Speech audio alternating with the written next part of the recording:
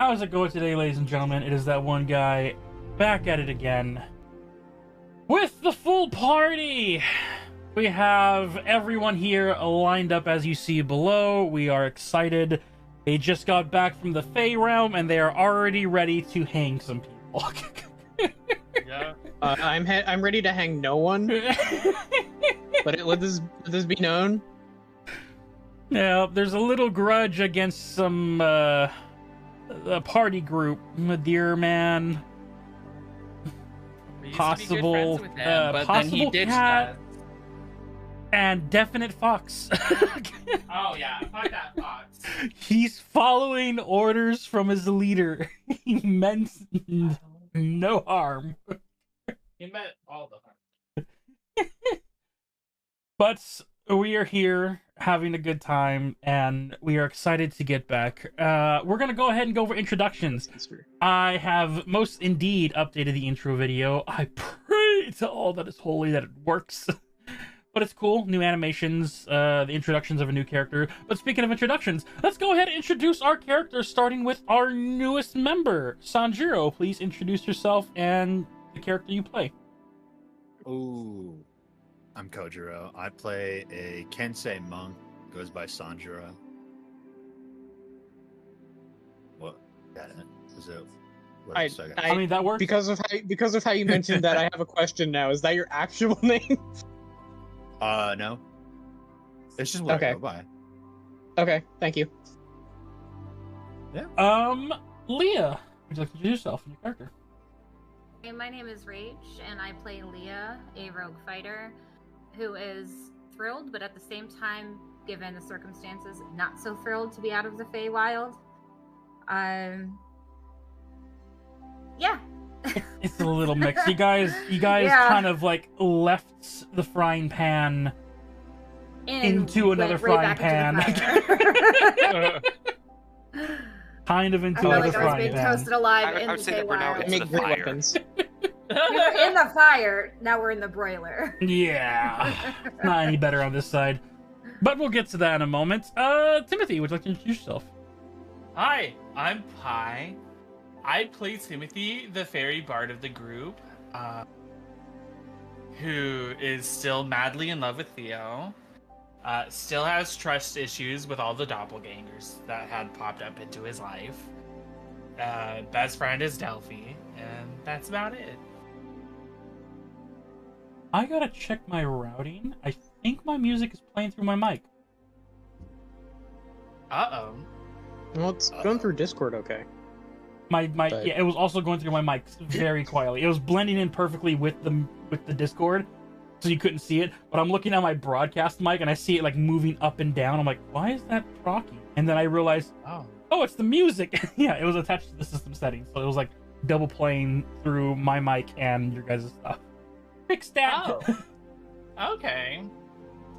Do you need us to re-say our shit? Nah, it's probably gonna be a minor inconvenience. It'll blend in with the music, so hopefully it wasn't too noticeable. You guys were definitely tons of Okay. times louder than it though, so it should be fine. Durant! Hi, I'm Polly. I play Durant, a paladin for the Church of Palor, and I want to hit things. He wants to. Okay, rephrase. I want to attempt to hit things. Yes, I was he, about to say, he you don't wants really hit to. things. Yeah, he No, wants. I He don't. wants to. The statement still But stands. wants to hit He things. wants to hit things. You miss a lot, but you do take hella good damage and block. Oh yeah, no, Oh, I'm a tank. If things hit me, I get reduced damage anyway. You're. Valindra. We appreciate your service. Valindra. I'm Valus. I play Valindra, a wood elf, ranger, rogue, and I am ready to kill some things. She hides in the shadows and slaughters those who. Have you killed Aren't a lot in of people trees. yet? I know a few of you have a body count. People, I don't know. Monsters, yes. Monsters, yes. Timothy has not killed anybody, but he almost did hurt that old man that one time. I'll And put a also pin the in it. rat things, or the rat. Huh? The Yeah, rat those are things. definite monsters. Those are definite monsters. Yeah, you guys No, killed but those. no, I mean like the ones that were kids. Oh, the sewers. There was a close call. Yeah, For sure. I don't think we killed any of them. No, you saved them all. Did better than my Sunday group. What but about that's the wolf that had the hag thing in it? Oh, that was That a was just a mutation in the regular forest. wolf. That's not Okay, a. just a mutation. Okay. Yeah. Yeah, that's not a person. That's not a person. And I don't think you guys killed that one, did you? Yes, we did. Uh, Because, The wolf? Goldpaw tore it out of the wolf. That's right. We did kill the wolf. Yep. So you guys are doing pretty good. Your monster count's pretty high. Your human We're- body count is we're still not in the murder zero. hobos. Yeah. Speak for yourself. I'll back that You up, have a lot of Leah. you have a lot of assists. If you saw the Fortnite like 50-point assist in the background, yours would be pinging every now and then, Una. Lots of damage. only Not in her answer. history. Delphi It's like I'm playing Fortnite with Tog. playing Fortnite. Yes. Sass. I You're know. mute? Oh, okay. Hi, I'm Delphi. I'm Sass, but I play Delphi. She's a wizard, fairy princess, and we just left her house, her kingdom, where things were going all astray with her mom and her sister and stuff. But we saved my mom, so that was good. And now we're going back to the Platinum Star City. So hopefully save him. And yeah. Yeah. I do have to make note. I'm surprised because I forgot you are technically a wizard because you haven't gone down as much. The iconic canon of wizards being like glass cannons has not affected you much. Yeah, I'm it's proud. because everything goes sit- after me, which is the Yeah. goal. I Holy, sit such on a the good tank's taste. shoulder. I sit on the tank's shoulder. It's You- like a good shield. The quite definition of a human shield. I think so far the only character out of all of us that has quote unquote went down Is me. is no. Did you go No, down? I've- Because Timothy I've gone went down. down. I've gone down. Oh, okay. Durant went Thank God I'm down. not the only one. Yeah, Durant I went went down during down- the I- Battle of the Hag. Okay. I went down. Yeah, that, and I also went But- down. Did I? Actually, no. Did I? Did I go all the way down? I don't think I did. I don't think he did, but Timothy I went did- down on the first episode. Episode 0. That was your background. Yes. Like episode I- 0. I do know I went down during the winter whatever when we were fighting that bear. Oh, that's right. The ice Because I bear. went down, got back up, hit it again, and I went down again because I had one health. Great times. Una, would you like to introduce yourself? Hi, I'm Umbra. I play Una, who is a druid florist and has a brand new baby brother. Yeah. Who's Yeah. coming home with us? Who's how old? He is approximately 100 years younger than Una. At least. At minimum. I know I'm gonna. Okay, I'm not gonna ask that question. I'll be hurt. Mm-mm. Eladrins, you can't. There's no way. How old is Platinum Star City? From history that you guys have at your fingertips in the libraries, less than 1,000 years. Okay, so and if I'm not mistaken, Una came in like relatively early to the founding of Platinum Star City. Let me look at my notes. You're making me go back to page 1. As soon as it was available to people who were not dragons, yes, Una appeared. When it was safe enough for those of the Fae to go into the city and it was defended, is when people from the Feywild started being sent here through the Oleander teleportation circle. They were able to migrate over and grow the city, build it up to what it is now. Because before, it started off as the inner circle. This is a free history buff for you guys because you inspired me to tell you some of the background. It started with the inner city, the structures, the grass, the garden, the trees that you see on the map. So this whole section here used to be just all forestry and everything that they just grew off of. And then they were able to expand into the lower district. But when expanding, you get some unsettly people, so they had to build that secondary wall in the interior. So, yeah. I think that's it for introductions. That sounds good to me. Did Delphi? Yeah, Delphi. Yeah. Delphi. No, Delphi yeah, did. Delphi went went. before you did. I think everybody went. Did Valindra? Yes, Yep. they went. Valindra went before Delphi. I went in order from your guys' reactives from below. He went in order from stream. The stream reactive. Oh, my bad. Sorry, I'm also working. That's understandably to all right. Ew, capitalism. Now, without further ado, before we get into the recap, let's get into the intro video and today's episode of Platinum Star City.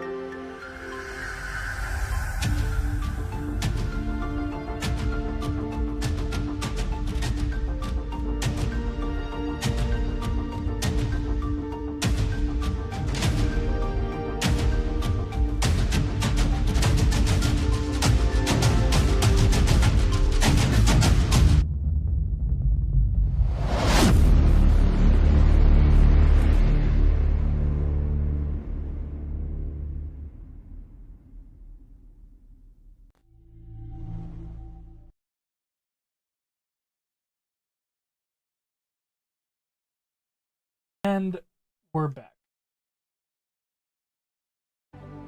I have just been informed of a few things. We'll be taking care of that on a separate date. But until then, hope you guys enjoyed the new intro video. It's been a fun time creating it, nonetheless. Well, we're gonna figure some stuff out. We might keep it, we might not. It'll always change whether or not things go on, because I'm also wanting to do some extra touches up and add-ons. But in the meantime, let's go ahead and get into the recap. Last we left off, as our group had finally discovered the past of now realizing Narka's lineage, his hardships and journeys that got him to the point of making a decision of saving the Oleander family from a fate that was intertwined because of the deal he had made in the past. Narka and the group was able to create an antidote by discovering a strand of the poison that apparently seemed to be similar to the darkened werewolf individual that Una has made dealings with in the past. After discovering an antidote, a test must have needed to be done to ensure that it is the correct strain, and as Narka took it upon himself to speed up the slowed process of what the queen was going through. A very intense moment, but after Una was able to save Narka, pushing herself to her limits to finish the ingredients that he was not conscious to be able to give her directions for, they saved him and learned of the antidote. Taking it to the queen and bringing her from her unconscious state, they then learned from a guest of individuals who teleported in from Platinum Star City that it is currently under siege from sea creatures of the eastern oceans, and a demand for Theoden Platinum to be returned to the city. Upon discussions and Princess or Queen Oleander arising from her bed, learning that Delphi was forcefully given a power that she did not accept from what seems like an old individual known to the Queen as Rhodescence, along with others that the Queen had named. And an anger brewed inside of her, which led to precautions being made, giving a soul coin to Delphi in a time of emergency, and a deal being bestowed upon Narka that he is not allowed to bring harm to Delphi or her compatriots until the time that the Queen feels that she can trust him. After the deal was made, the group had returned to the city of the Platinum Star inside of the woods, tavern of Theoden's making. And that is where they found, surrounded by the citizens, injured, recovering from the battle that is taking place on the eastern walls. As Clara was moving amongst the people trying to help with other staff members, she was able to see Theo in the group as she charges forward him and gives him a massive hug, excited to see you all and grateful that you have returned, before asking Theo a question. Is it true that he is the rightful king of the throne? Upon hearing this, Theo gave a look of sympathy and heartfelt, apologetic nature for not telling her the truth or many other things, in which he immediately, after hearing the heavy wing beats of a dragon soar over the building, having citizens scared of the passing of one of the adult dragons, Theo steadied himself and began to march outside, Timothy on his shoulders. Yeah. The rest of you beginning to follow suit, as Hogar and Sanjiro were also side by side with you. I'm going to go ahead and add Sanjiro's character to the mix because he is currently with your group now, although he might split off depending on what you guys decide to do next. Until then, as you guys begin to march outward,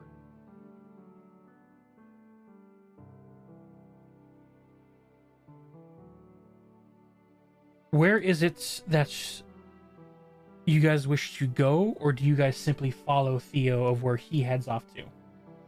Timothy is going wherever Theo is.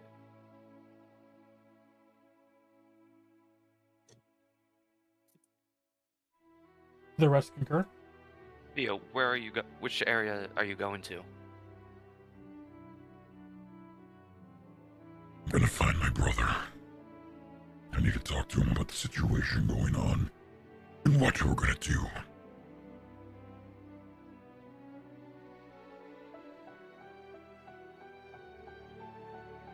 Am I in fairy form? We are in fairy forms, yes. You guys just left the capital, so or your not capital, but your city. So you would still be in Yeah. that fairy form. However, appearing here, you guys immediately notice that you guys have shrunken compared to everyone else. Okay. I was sit going to have on- Timothy transform to human form, but I decided to say fuck it. Delphi is going to return to her normal part upon Durant's shoulder. Okay. Una's gonna turn to Kaylee. What's her name? Kaylee? Clara? Oh, Kaylee the fox. Clara. The No, little Clara, the coyote. Clara. No, Clara. Oh, Clara the assistant manager.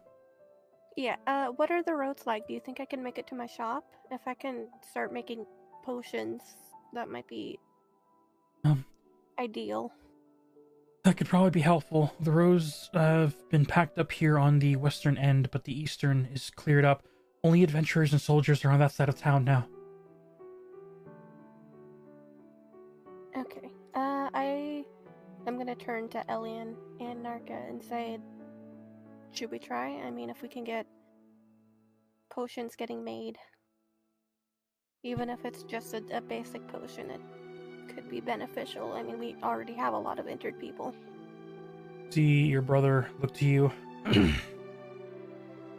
It could be what's best. If you have a alchemy set there at your place, then I can help you get to work. The more health potions and healing properties we can create, the more it would help those that are in need. Elian would speak up. I don't know if I should follow you or head to the front lines to figure out what's going on.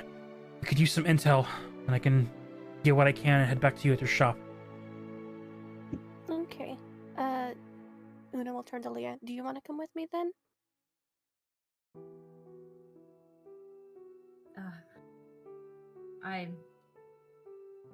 I'm not exactly sure what's going on here, and I'd rather be with you and make sure that you have an extra set of eyes while you're working.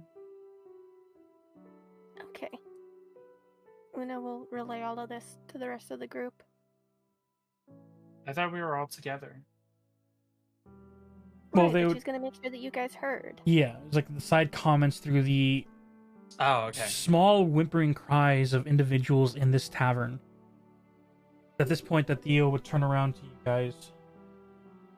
Very well. Be safe out there. We'll know what kind of You dangers too. we're facing. As your group exits the tavern into the alleyway and you see in the distance, you hear the sounds of crowds. People in panic inside the marketing districts. And as you reach the main street lines, you see a parade of individuals trying to calm down, trying to figure out what's going on, what could have attacked, how could this be. A mix of all races gathered in this plaza area. Very few soldiers being able to assist and calm the crowds. Helpers moving around trying to make sure everyone is healed, fed, or just staying calm to the best of their abilities. Minimum actual enforcer or even adventurer like individuals are even seen in this area.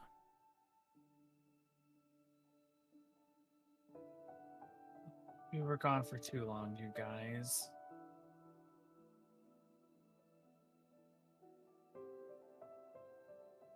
I'm gonna go catch up with my brother. All right, let's get going.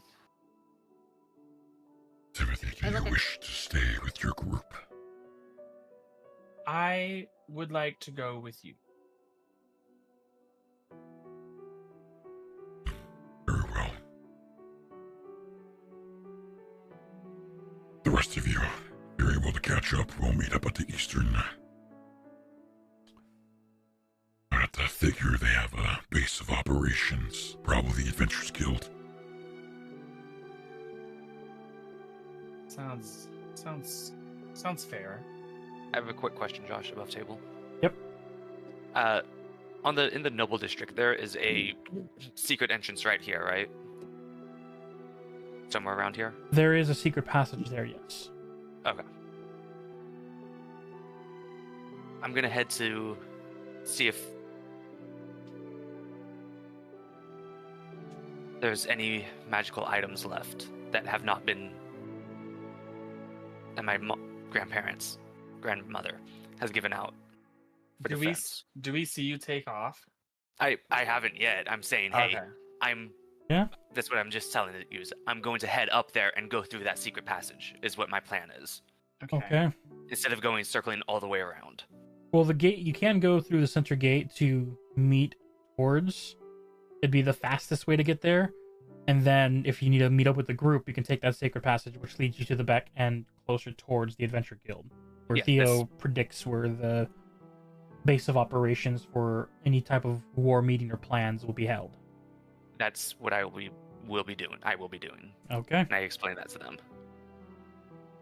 Timothy will look over. Okay, well, just be careful out there.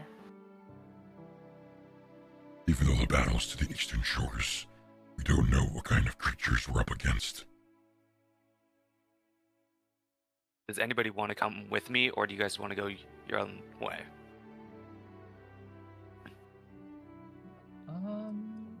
I'll come with you.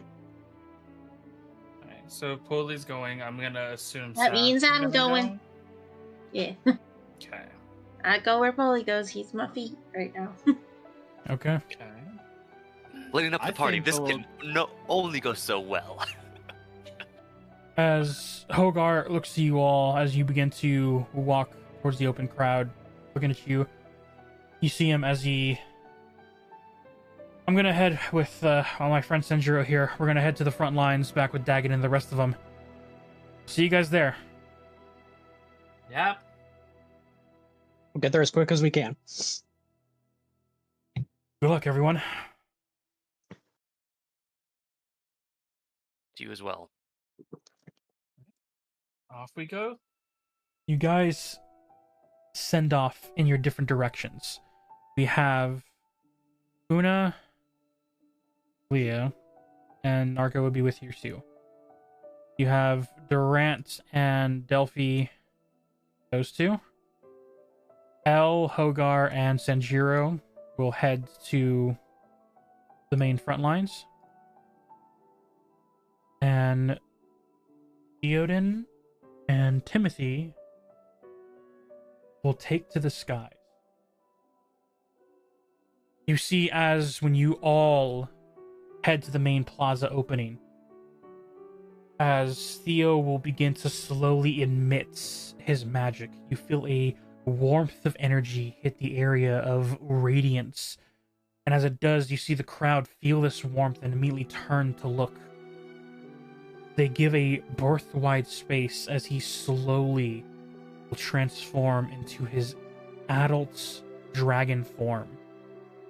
And as he reaches to his full mass, you see as he gently begins to beat his wings, not to disturb the crowd, but as the crowd looks onward in awe, you see the second pass of two adult dragons high in the sky, moving past the sun, leaving the shadowed silhouettes.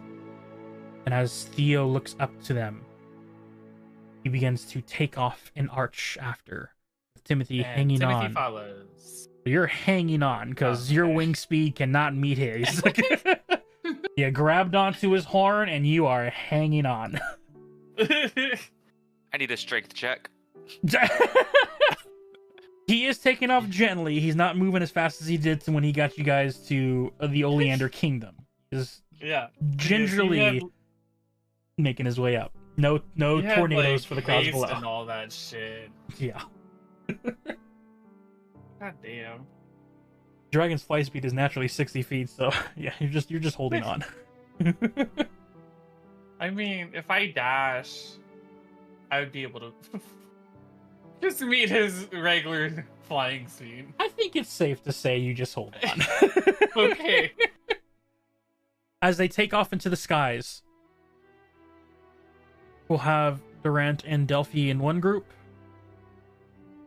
Leah, Una in the other. He has a name.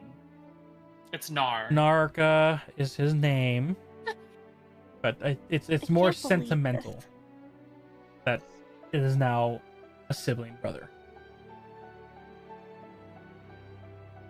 Also, As- because everything relates back to magic for me. You keep saying Narca, and my brain keeps going Narcomoeba. Just MTG All I people, if think you of know is it, you understand. Nar. Arr. No. Nar! He got water on him. The condensation. Cute little nickname that Laurel gave him is now everyone's using it. Anyway, All right.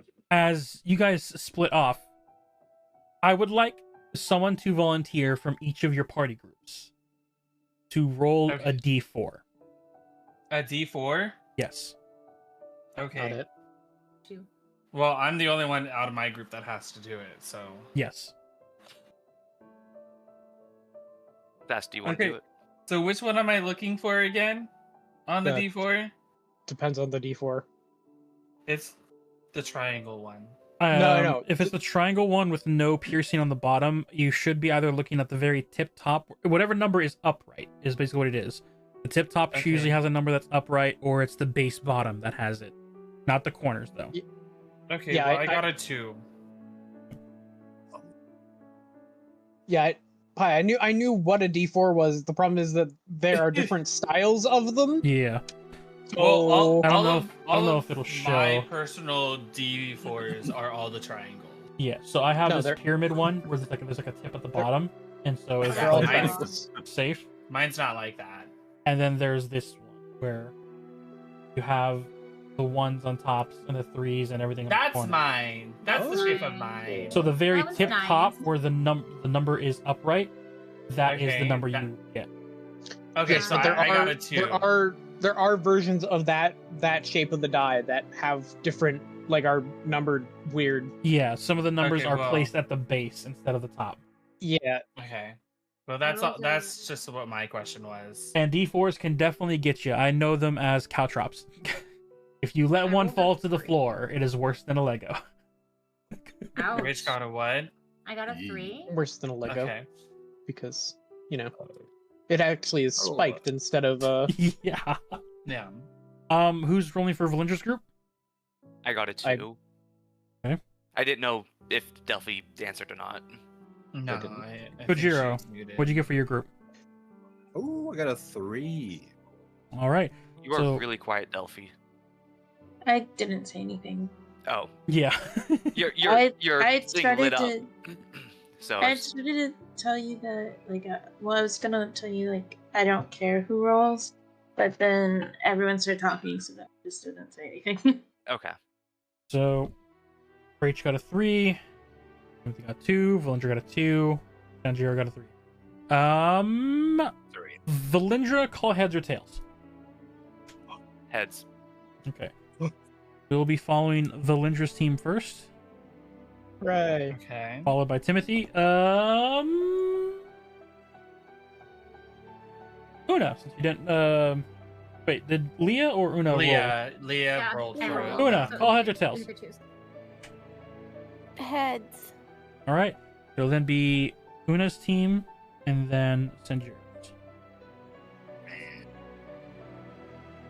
Now,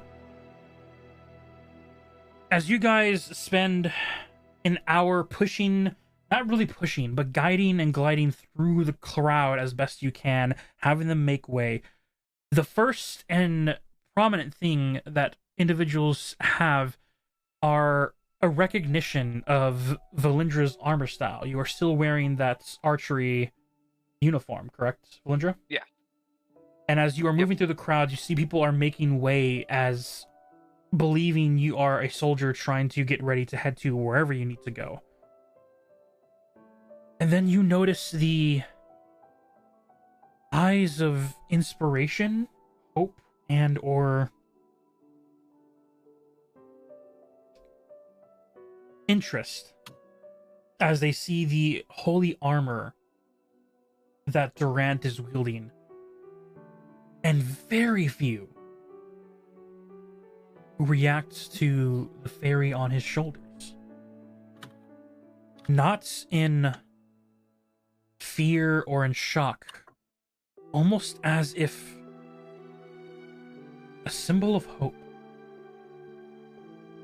One that leaves Delphi, you're slightly confused. Usual reaction that people have given have been of awe, of shock, of interest, of seeing such a rare species even amongst the Fae. But here, there's already a recognition of encouragement. I don't fully know why.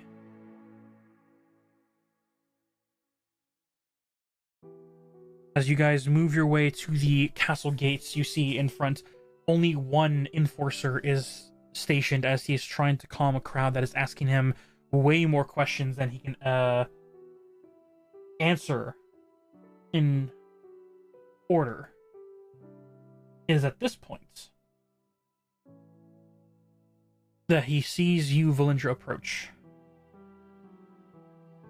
As he stands upright and looks at your approach, Valindra, you see this humanoid male holding a spear and the platinum and golden inlaid armor as he stares at the three of you approach.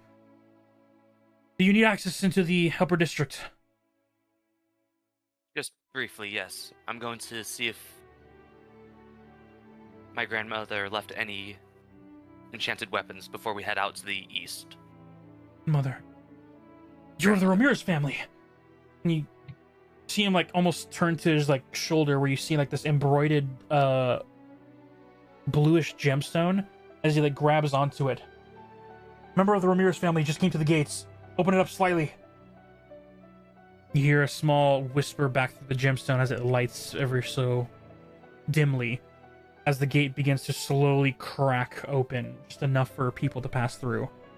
You see the crowd gets a little energetic as you see them not rush, but get closer as you hear more of the questions come out from the crowd. Questions you hear of just, what's the plan that they're gonna do? What invasion is this from? Where are they coming from? Why are they here? And all these voices are just crying out one after another as you see the Platinum Knight hold out his spear, not in aggressive, but in a pull-like stance to keep people back. You see that there is a cloth-like wrap around the blade part that he's using just as a brace to keep people from pushing into the interior. Please, miss, go quickly! And you see him as he's trying to calm the crowd down. This would be a dice roll for the NPCs. The crowd is able to maintain their composure enough to not flood into the gates after you guys. You simply hear the crowd as the three of you enter in, as the doors begin to close. Please, we'll try and answer the best we can. The king and queen are working on it as is. And the last comments you hear before the gates close. He's not truly the king, though.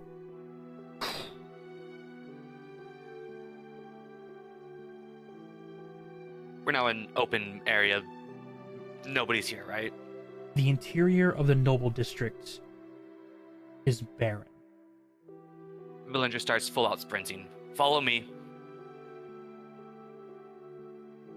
As You'll start action dashing to. You. Bless you. No, I said fucking said Valindra. I can't. Delphi's I'm pretty sure gonna you're faster than me. Delphi's gonna fly forward off of. I'm gonna go as fast as I can. it's I forgot that you only had 30 feet. Leave me alone. As Delphi, You're not too much too slower than I am.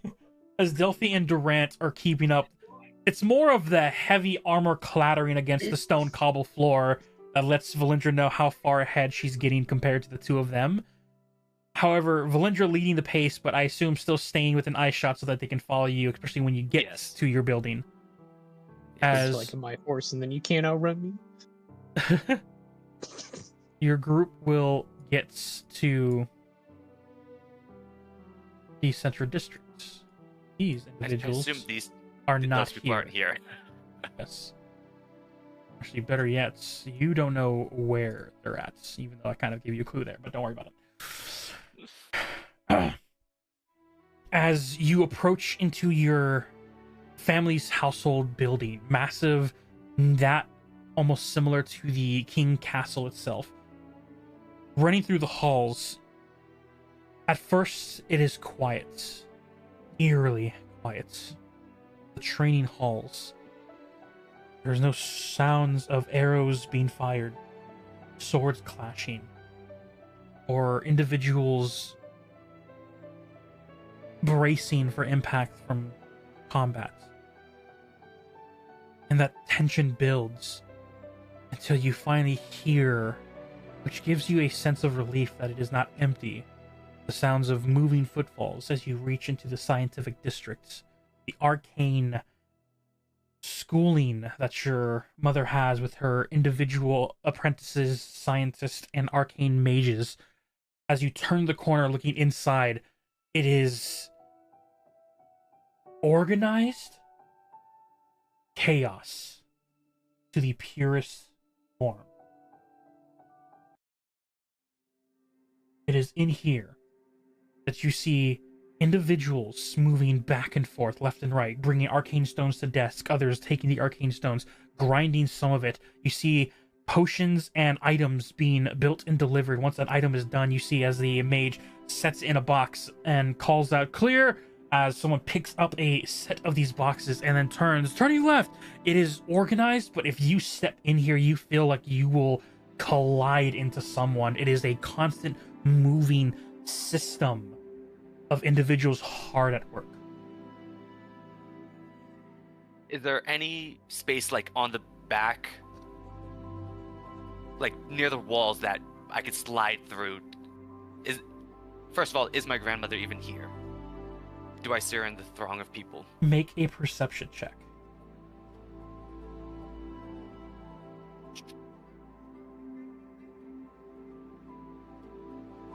$25. I threw that dice off into the oblivion. One sec. That poor die. What did it ever do to you? Oh. That flew into the ether. All right, one more time. I hit the camera. This is going great.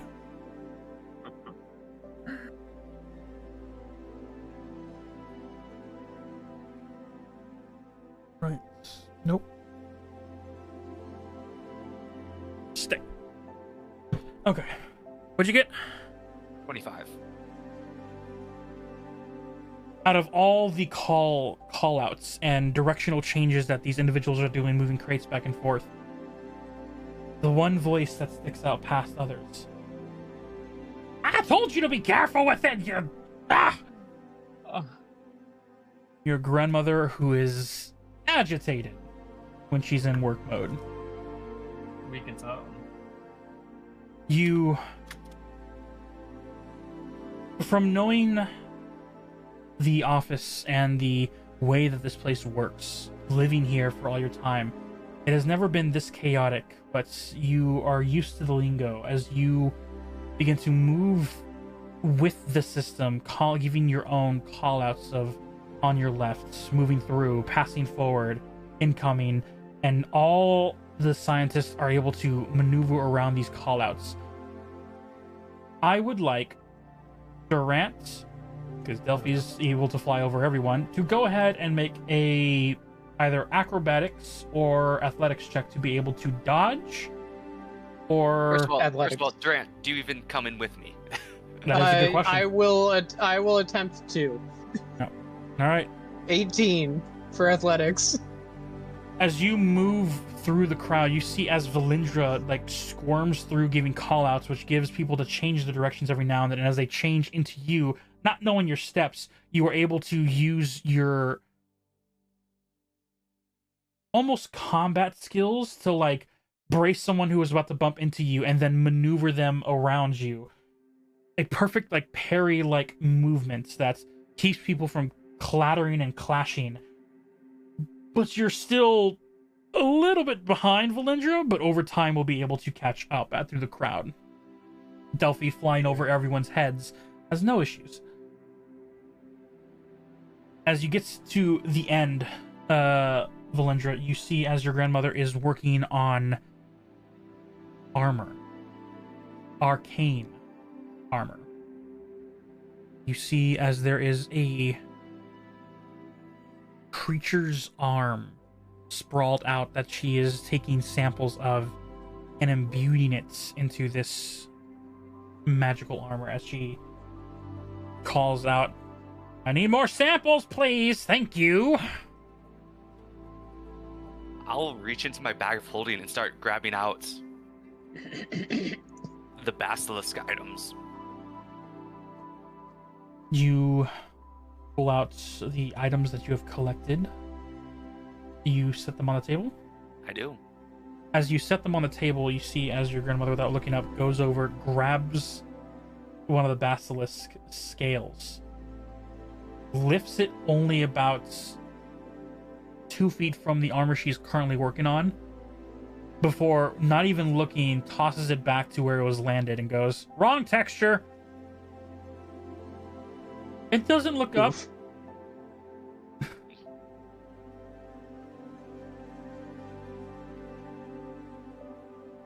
Thinking. What fully is going on?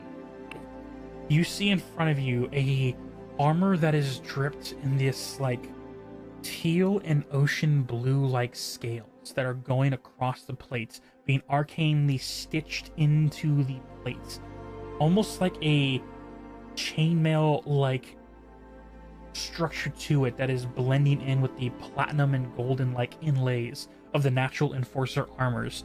You see as she is using an arcane needle to inscribe the two together. She is creating a marine like armor. I'll be honest, I was more asking her. But... Oh, you physically ask her. Like you're trying to like look and see what she's creating. That also works, but yes.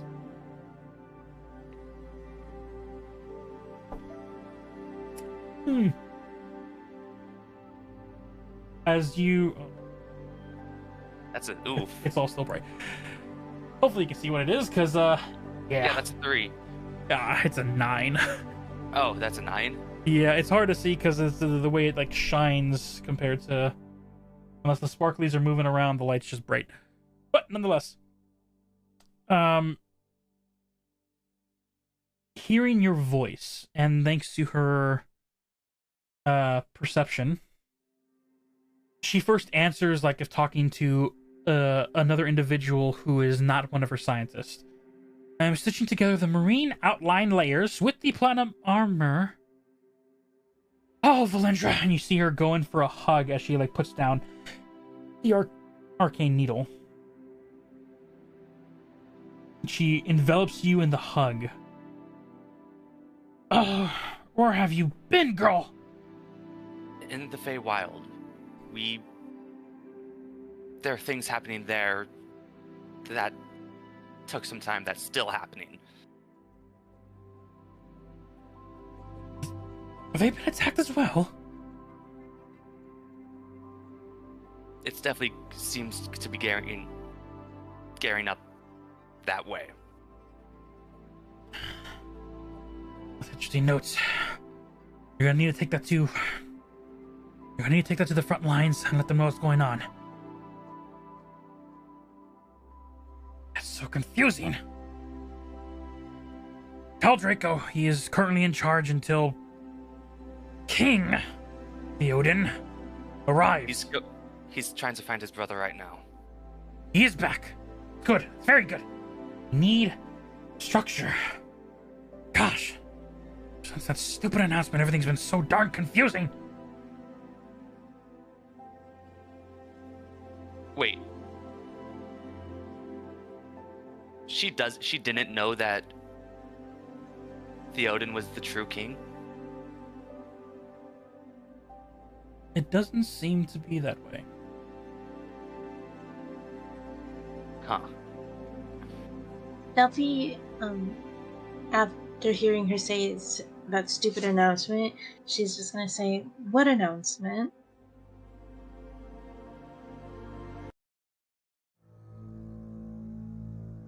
She looks over to you. Oh, Princess Delphi, thank goodness you're here. It used you as well. We were told a mysterious shadow group looks over to you, Valindra. Those that like to dwell in the darkness. Or looking back at the group. I'll smile. That's our current king is not the rightful heir to the throne. That's King Theoden Platinum, firstborn to Sifithar, is the only one who can help keep our kingdom safe. As much as Draco has some radiance energy about him, he is not a pureblood. Therefore, the barrier that is meant to apparently protect us that we didn't know about is fading.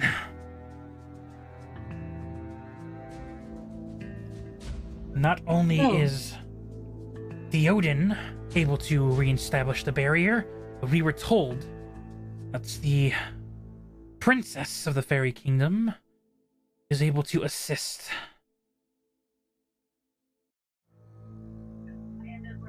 Oh. I'm not sure how. Neither do I. That's what we were told, and considering how the barrier is failing, King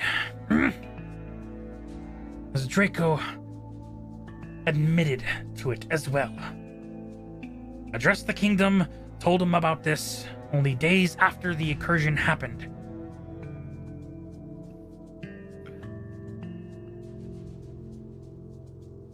We have been searching for you all.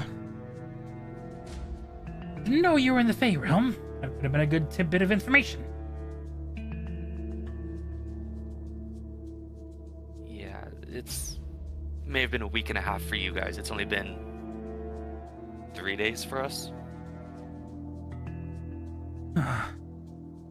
Explore that one. That's an interesting little tidbit. But, regardless, now that you're here, as King Theoden is meeting with his brother Draco, correct? Attempting to find him, yes. Okay. Miss Delphi, you mentioned how you don't know how to help. If you speak with King Draco, he seems to speak with the Platinum family. They seem to know what they're doing. Is there anything we can help you guys with while you're here? Is there any weapons on the walls? Magical weapons? There are Anything? no available weapons on the walls. The walls almost seem barren as all instruments and items are in use. However, when one station seems to become empty of either arcane crystals or armor, you see as an individual comes up and he sets down a fresh set. You see that the armor that is like set on the table is almost freshly forged.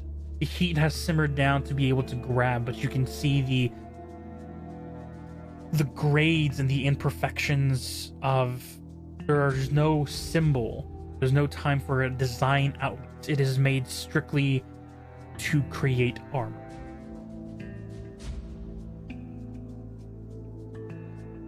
I was kind of hoping to see something to at least upgrade my weapons, but it appears that that's not the case, and we best get going. As you say this, your grandmother grabs you by the shoulder. The contrary, girlie. I do have you in mind. She goes under the cabinet, and you see as she pulls out 2 sets. A arrow quiver with 20 arrows with these intricate like tail ends that seems to be a rotating like propeller, and 20 small bolts.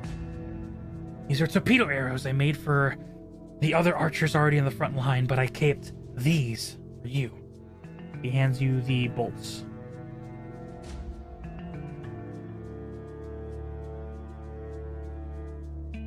What sort of bolts are there? These are torpedo arrows.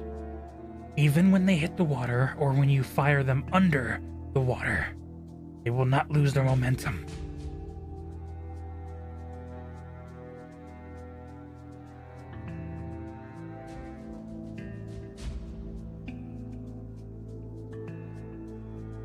Sorry, I'm adding them to my...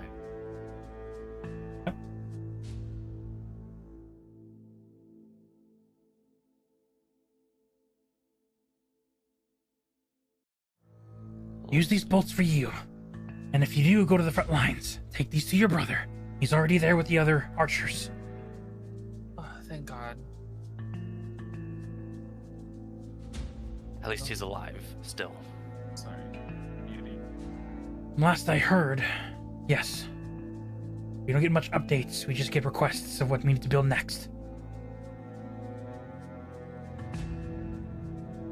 What was the other thing that she handed me? You have first 20 arrows in a quiver of these torpedo arrows, and then 20 bolts.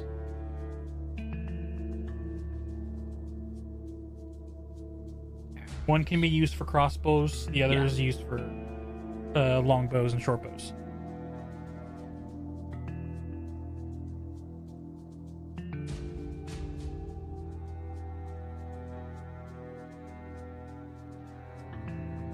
Is there anything you need, child?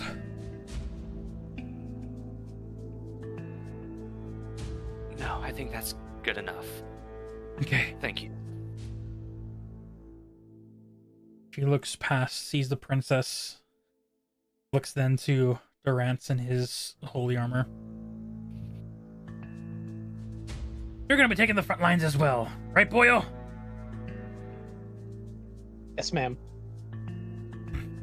Goes under, as you see as one of the other mages finishes a set of these intricate looking like flipper boots. Before, as you see, they're getting ready to put it in a crate to be shipped out. The grandmother just moves past them. Got me through. Grabs them, turns to you, Durant, and chucks them at your chest. Okay, I would like to attempt to catch them. All right, make a. This will be an. Make a dexterity check. No. I'm using my inspiration. Just gonna go for it. That's better. 17. Okay. I will not drop fucking boots. As they get tossed to your chest, they like almost bounce off, and the structure looks like it should be flimsy, but you hear the clank of metal to metal as you see it bounce off your chest. You like stumble a little bit. You're able to just grab onto them. As this elder elven individual looks to you, Durant, and goes, "Those should help you with walking on water. Use it when you need it."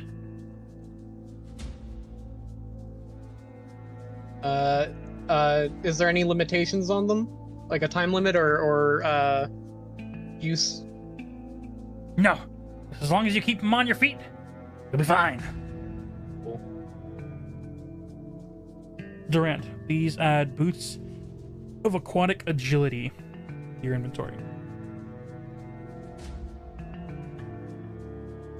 Is this a real item? This is. Okay. I will try and find it. If you can find it, great. If not, I'll try and help you out on a later date. Essentially, what it does is that your movement speed will not be halved when in water. Oh, neat.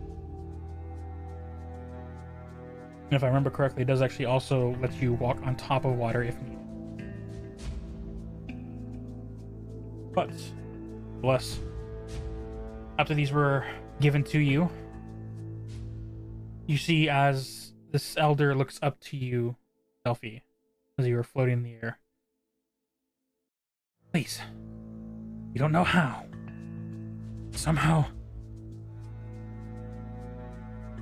you can help. Save our city, princess. I'll do my best. I promise that. That's all we ask for at the end of the day. I don't put that in a potion. You see her, she's immediately just sidetracked to another mage. She gets back to work. Is there an exit that will not take us back through the people? There is another long hallway you can take. It's not a good exit, but you can jump out of a second-story building and land fine. Yeah, but I don't think... Hearing that, I don't think you can... I look at Durant, I don't think you can... I don't think you'll be able to land properly from 2 stories up.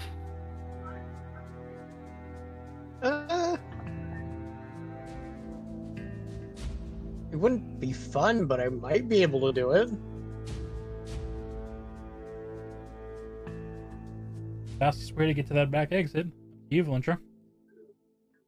Well, We have rope. Let's go. No, that's far too much work. I have a way to get down there. Okay. Oh, I have feather falling, but I don't know. I start heading to that, What level spell slot is feather falling? I think 3rd or 4th? Wait. Hold on, my character sheet is on my slow laptop. Feather falling is... If I can get it to go down. Gosh dang it, that's... Okay. Featherfall is a 1st level spell. Oh, nice. Okay.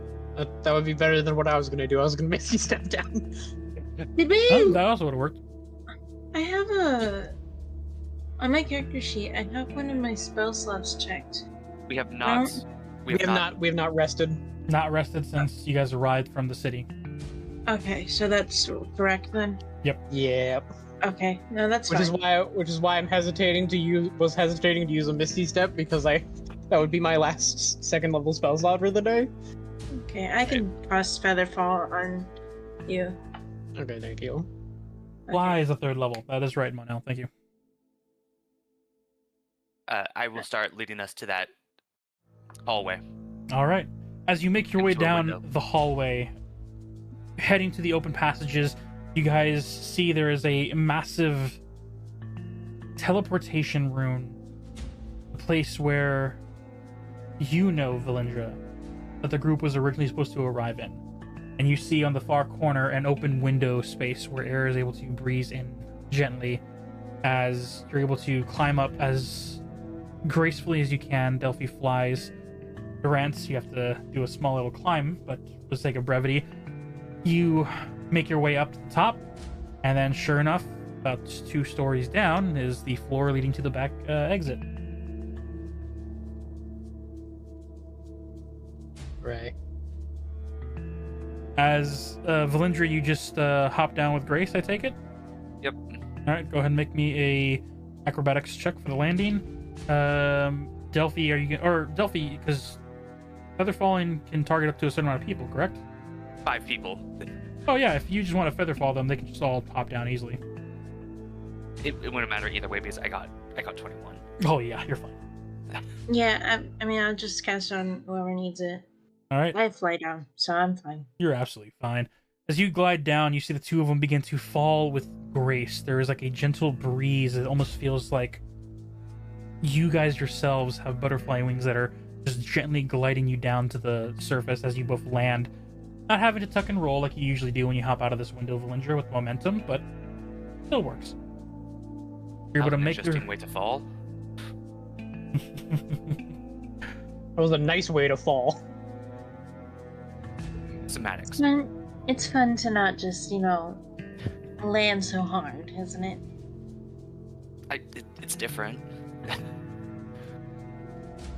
I will start making my way to the secret entrance. All right.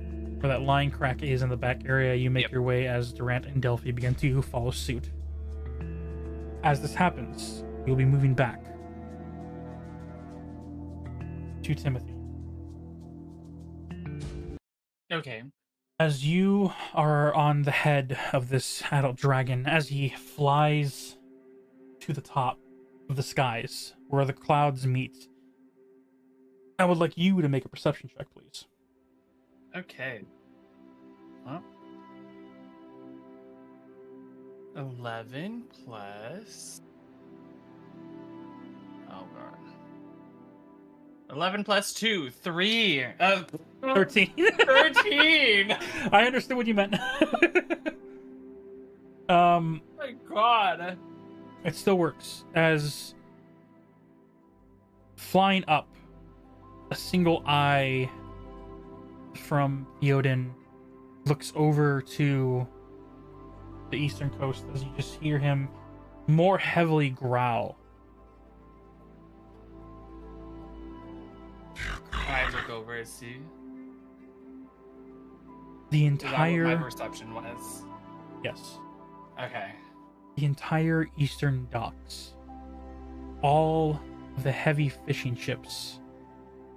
If some aren't on fire, others are halfway submerged on the docks. Smoke billows as you see a barricade of line where a bunch of soldiers are currently there. You swear you can't make out, but you think there are some arrows or even shimmers of magic are being fired almost through the docks, but with the heavy smoke and distance, you can't make out what the battle actually portrays. Okay. You feel the arcane magic and the breath of Theoden grow in displeasure as he then picks up and climbs higher into the clouds, where you see two other adult dragons are conversing in the skies. Okay. As you approach to the top, you see as the other two more white chromatic dragons. You're able to tell that one is a solid white, as the other has the spatules and spots of like a platinum-like sheen. However, more of the white chromatic coloration almost overlaps it. And compared to Theo's platinum shine, you're able to identify that's the chromatic white platinum is Draco. Okay. And the other is his wife. Forgot to open the NPC name. Gotta open that up. We're back in Platinum Star City. I gotta pull up the NPC names. Yes. Delphia. Althea Platinum. You look at my note take. Sass, Makes me so happy. she's stealing your name. That is Alf. Isn't it Alfia? Galthea Platinum. Dalphia. That's close. No, Gal.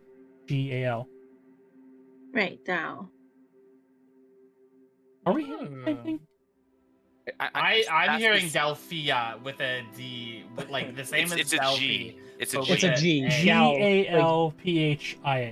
Galthea. Delphia. Yes. Okay. As Theo. Oh, and bitches, I can speak Draconic, so I know what they're saying. Absolutely. You learn for a reason. I don't have to like make any weird noises. Yay. Insert dragon noises here. It's just like, oh, okay, this is how they sound? This is just a constant back and forth, low guttural conversation between the two brothers. And the queen, as far as you know now. As he approaches, you see Theo call out to him. Draco, what has happened? Brother Theo, welcome back.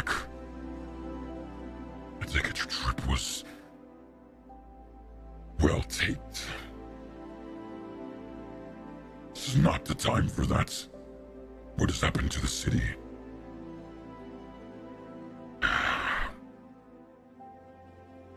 We were attacked from the eastern coast. Sea creatures. It's been like this for the past week, but that's not the worst of it. Panic has endured to the city because of the Empress of Darkness. Ugh. She has announced the truth to the citizens. She told everyone that you were the rightful king. Fucking little bitch ass.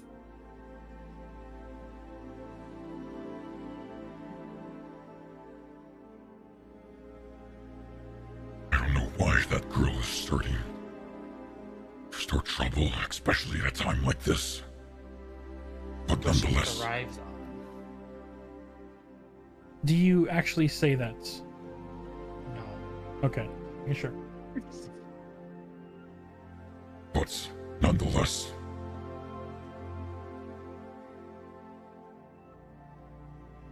I need to know, has Father done anything?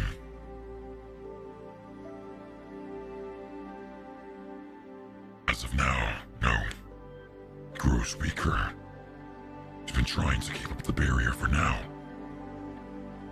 Only you have the power to do so.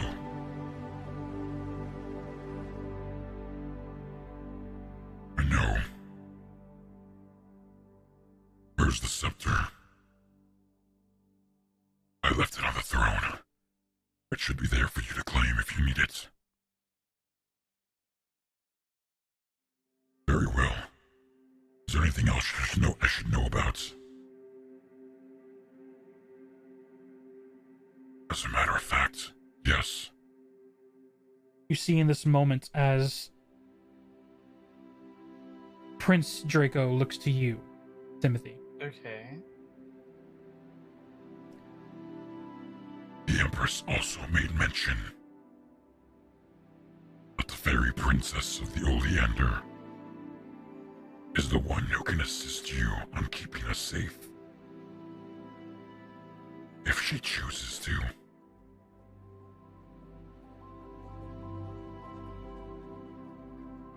She might be willing to help. You see as Theo looks not confused, but definitely questioning. How is she supposed to help? It is the radiance that we carry is what powers the barrier.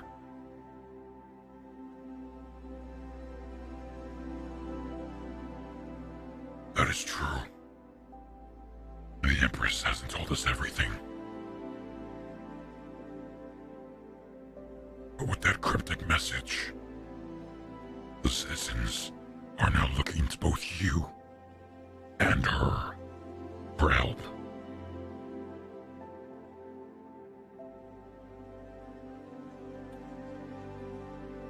I'll see what I can do. First, I'm going to strengthen the barrier. It'll hopefully cut them off before more can drown in. How has the docks have gotten so out of hand? Is it because of what's her name? I'm forgetting her name. I'm doing a history check. I got 11, and then my plus for history is a 5, so 16. It was not that long ago. Like literally the same time you arrived, less than a few hours. Because we figured out what their names were before this all happened, right? You know them of their titles. You know of Sewer, the Ocean Hag, the Forest. No, we learned their names. You know them by Riptide, Yes. Thornbush, That's what I was Heatwave. talking about. Yeah, you know them by their titles. However, you do know her name because it is the queen who told you guys before you took off. You learned of Rodicence, the sewer hag, who the queen is very unhappy about. And then when she heard of the Eastern Ocean attack, she called her Theria. Theria. Theria with a TH? Yes. Okay. Is it because of Theria? Who? It's the Riptide lady. She's a siren. I have not run into a siren yet, but if you have information, it is very well appreciated. We just learned about her from the Fairy Queen.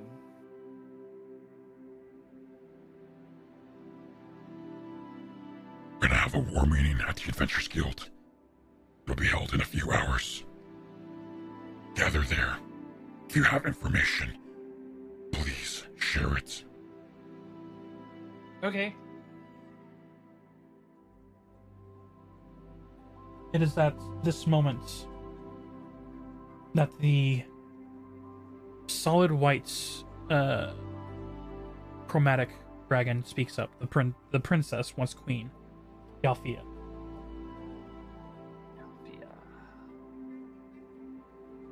Theoden, I must ask. During the battle, 3 of our children had decided to help. We kept them off of the front lines, but they have been stubborn, as we raged them to be. We've been involved in the fight. However, Crystal is missing, our youngest daughter. She has been for over a week now. Where was the last time you saw her? She locks herself in her rooms, and every now and then she does go into the city, changed. But that's only for 2 to 3 days at a time. Change as in morphs into another form? Yes. It's her way of being able to hang out with the city folk, blend in. We knew of her endeavors and saw no trouble of it. But this has been the longest she's been away, and we are in the midst of war. I fear for her safety. Okay. I'll try to keep an eye out. Do you know what she usually likes to shift into? It changes every time, but her most common one is a teenage-like female. Long. Give me 1 sec. I'm going to give you an actual description.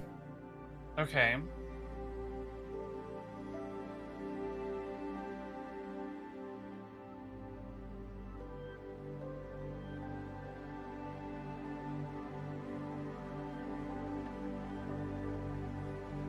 A female elf. Long hair. Blue eyes. Whitish skin. She usually goes out in the commoner clothes. Green coats with the brown inlay leather shirt. And that's her favorite form to shift into? Indeed. Okay. Timothy brings out a little notepad and writes this down. Elf, you said blonde hair, or is it brunette? Blonde. Okay. Elf, shape and form, blonde hair, blue eyes, white dragon. Okay. What else did she say? Blonde hair, blue eyes, shape, elf form. Yeah, so elven ear features, long blonde hair, more like crystal blue than ocean. Crystal. Okay. Wide features with a green jacket and a Green jacket. leather-like shirt that acts as like leather armor, essentially. Leather-like shirt that acts as armor.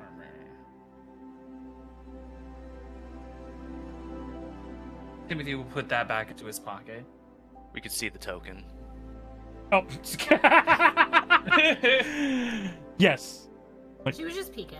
Yeah, she was just. She's fine. Yeah, just that. Give I us guess. that side eye. You know, you'll know her when you see her now. I guess. Wasn't that one of the girls in the casino that one night? I was gonna ask that question. What Have night? I ever met this woman? Okay. Above table? Sure. Yes, Yeah, above because table, below obviously. Leah's not there for this conversation. Yes, above table. Have I ever met this woman? Met? No. Possibly Seen? seen? There's many blonde elven ladies here. Look at Valindra, as she put in the comments. Just with Specifically this one. who knows? Have I- Across a Give crowded us roll room. that history, girly. I'm rolling for knows? perception. You don't know. You need to look for her. You are not there for this conversation. Save it for a later date. Your second wife? No. Okay, never mind. Your Oh future my second God. wife is fucking evil as shit. We don't know that. She's deceived. Yes, we do. Timothy is learning this right now. There's. You I can hold go on a on to whole your rant right now as to how Una, evil you she hold on is. to your truth. You can say it. Your future wife uses the poisons you make to kill people. She's a bad person. Hey, Yeah. she killed, according to what you guys know, political people that were in for their own gains. The whole. And- All I And see we is should red believe- flags from that. We should believe this person because The whole theory I'm building right now in my own Leah brain. Leah Breen.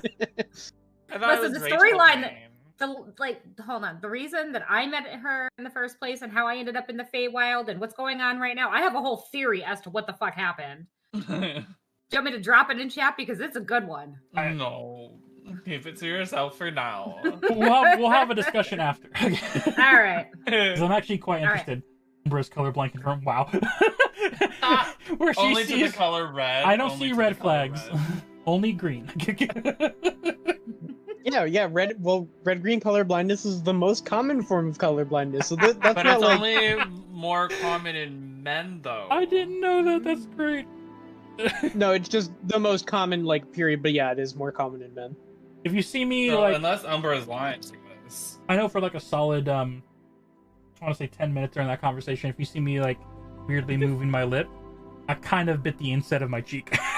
Oh, nice. Mid monologue, so I had to Good just job. push past it. But I am Damn. tasting some copper, but it should be fine after a while. That was me that entire week when my wisdom tooth was growing in. Yeah. Straight up copper. I was like, ugh. Fine. Anyway, back to D&D. Why are you guys chewing on copper? Why are you tasting copper? What's wrong with you? Oh, I don't know. My I was wisdom a young tooth is kid who growing loved to in. shove things in my mouth, so I know what pennies taste like. I know. No, I know. It brings good luck. Pennies are mostly zinc now. Yeah. Oh, yeah, good point. That's true. The coating's still copper, so All right, the- I'm muting. The taste is still the similar. Okay. So Timothy's nodding his head, and writing it down, putting it back into his pocket. Lets her know that he'll keep an eye out for her. You see as you see the queen bow her head appreciative of this. Timothy bows his head back too. You guys are almost not surprisingly, but immediately distracted with the sounds of another wing beats as you and the rest look towards the coast as you see a young white chromatic dragon twirl close to the eastern battlefield and gives off a heavy, bright light of ice blast as you hear in the far distance. And you see a streak of a pillar of ice hit across the docks and begin to go upward and away as you see Galfia and Draco both get urgencies in their fly as they look down. That was Heartclaw. That brave girl. And you see as the female dragon takes off, and then Draco looks to Theo. Let us know if you need anything, brother. We have to go back. Be safe. Be safe out there. And keep those kids out of trouble. Kids. As the two begin to fly towards the eastern docks, you see as both of them one by one give another pass. You see as when the queen arrives first, as she left first, her breath attack covers an entire ship that was currently on fire into a massive ice scape, almost freezing it in the water. And you see as the ex-king, now Prince Draco, passes over. As his breath goes out, there is not an ice-like texture. It looks like the same flame that Theo had. However, But not as strong. it's not only not as strong, when it makes contact, it becomes a white flame on the floor of the docks that's at first look ignited, but then you notice freezes. Okay. As this happens, Theo and you watching before he looks down towards the castle and begins to fly towards its gliding so that you guys can have a conversation as he then speaks.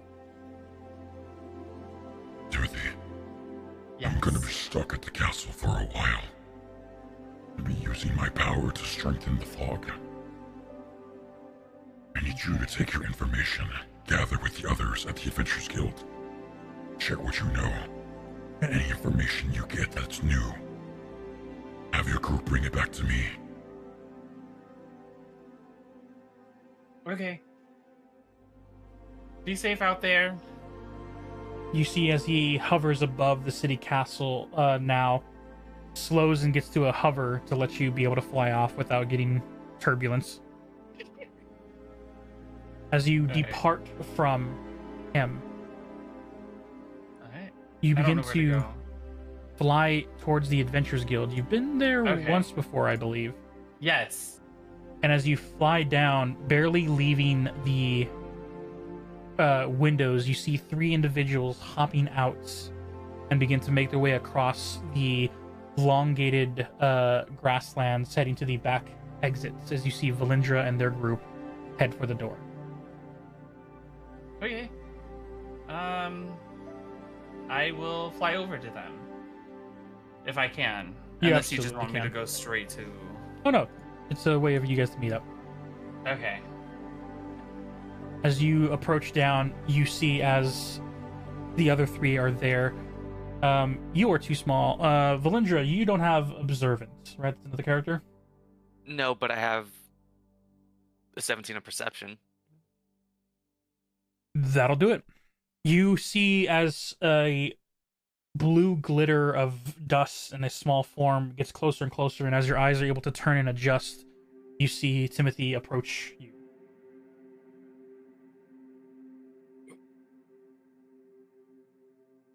Hi, Timothy. you guys. Did Theo find his brother? Yes. His brother is no longer king anymore. He's the prince back. So Um, we've heard.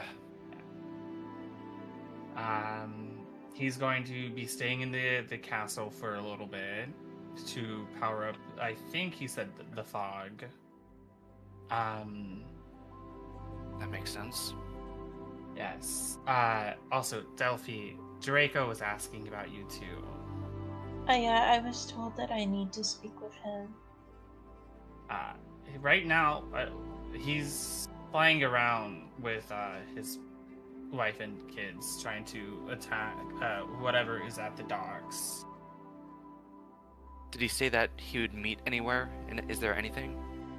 I think our meeting point for all of this is in the guild, right? The guild?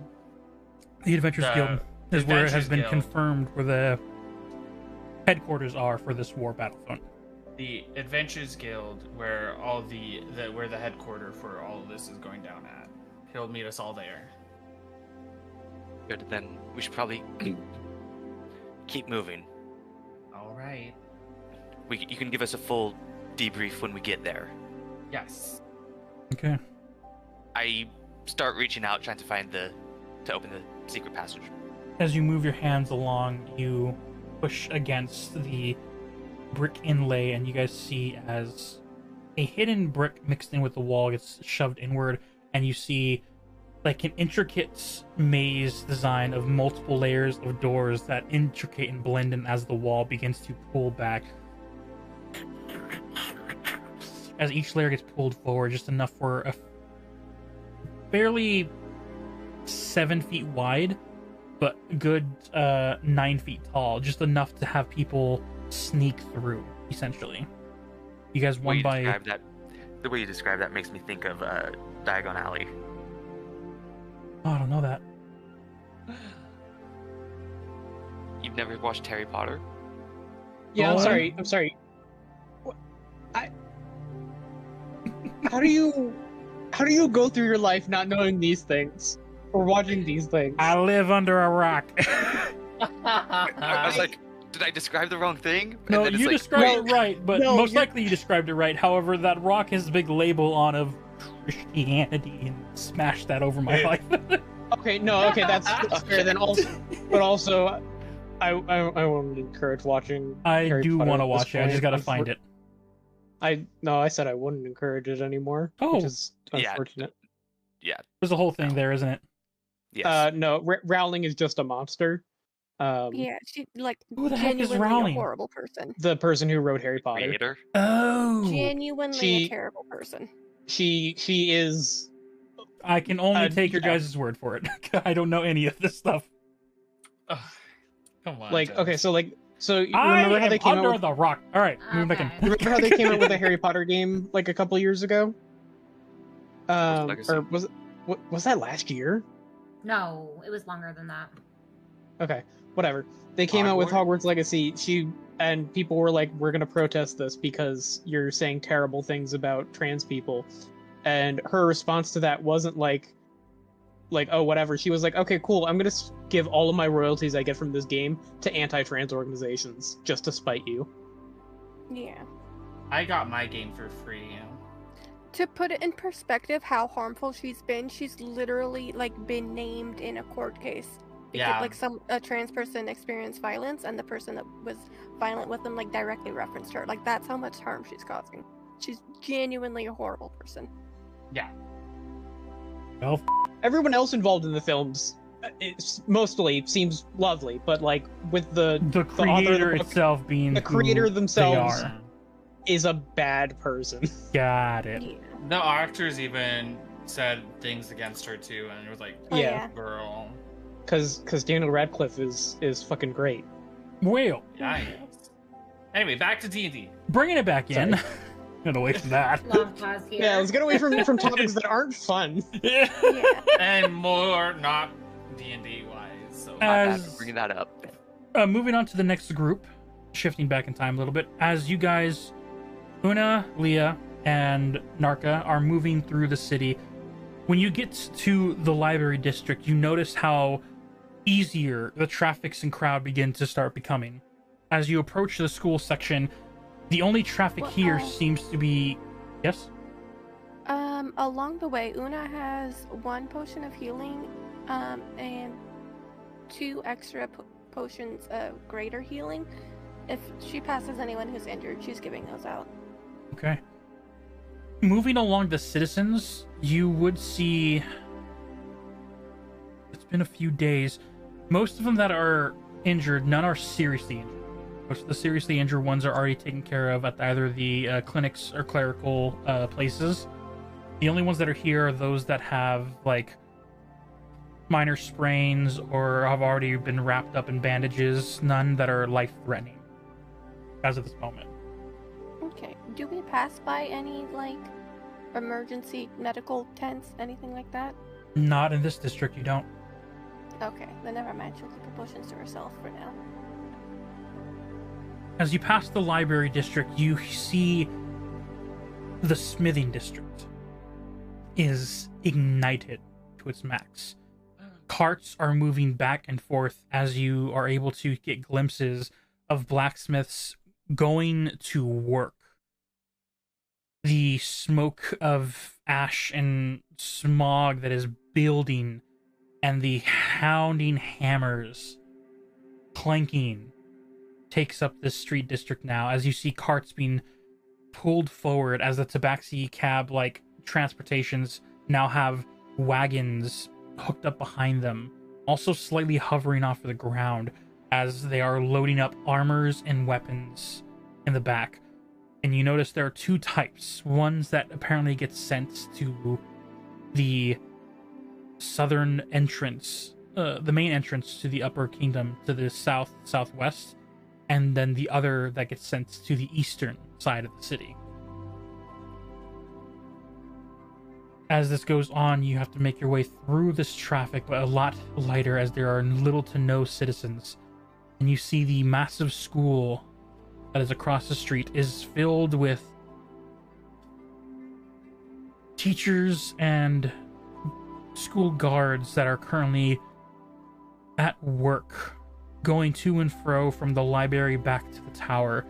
There are no young students, only those that are of like the 4th year or long term, skilled enough to be able to put either magic or even knowledge inputs are present as they are discussing, planning, moving, until finally you are able to get past all of them.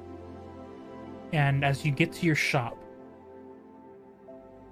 it seems untouched. There's nothing changed except for the eerie quietness before you hear the distant roars of dragons that coming from the eastern coast. I am rolling perception because I don't trust that. There's got to be something that happened here. Make a perception check. Fuck me. 10. It's untouched to the truest nature. You go up to the door and it is still locked from when you locked it. The plants are there, slightly not wilted, but you notice how they've been barely managed by probably whoever you asked to manage them for the meantime before this whole incident broke out a week ago, according to these individuals. So you see the beginning process of the flowers not giving enough nutrients they needed. You unlock the... Do you go to the front door or do you go to the back? I'll go through the back. Moving into the alleyway, heading to the back door. You walk up to the door, take out your keys, and as you begin to put them into the slots, what is your initial reaction when the door's not locked?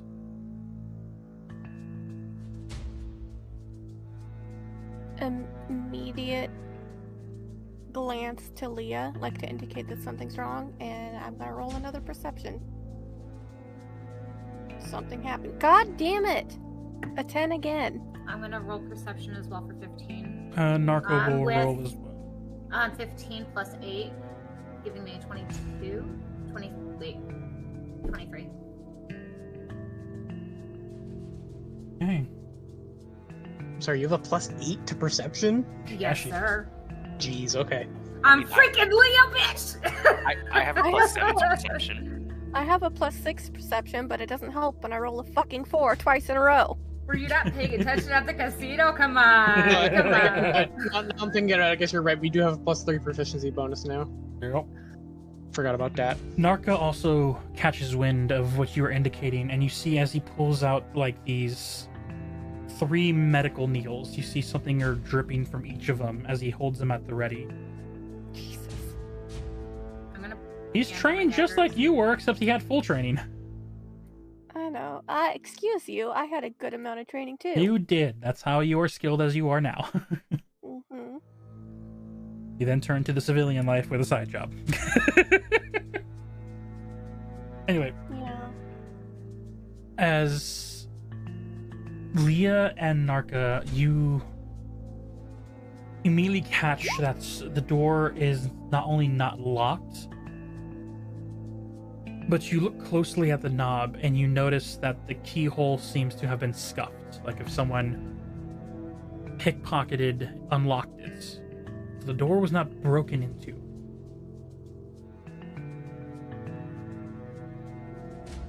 Who enters this place first? I'm gonna catch Una's attention. Una, don't touch that. Una lifts her hands.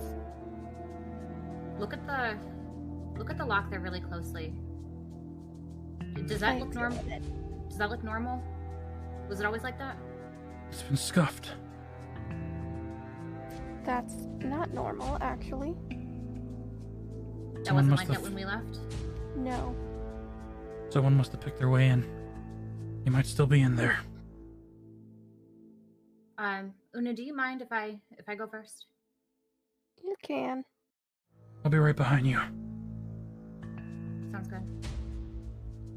As Leah is the first to enter inside the building, cracking the door open, you hear the wood just creak open, and you look inside a decently lit due to the sunlight coming through different windows or glass that the curtains are barely blocking.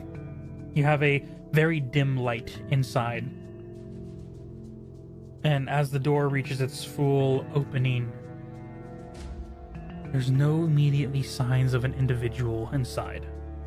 I'm gonna have my daggers out, one in each hand, and I'm gonna step off to the left and give Nar a look to indicate to take to the right to kind of barricade Una.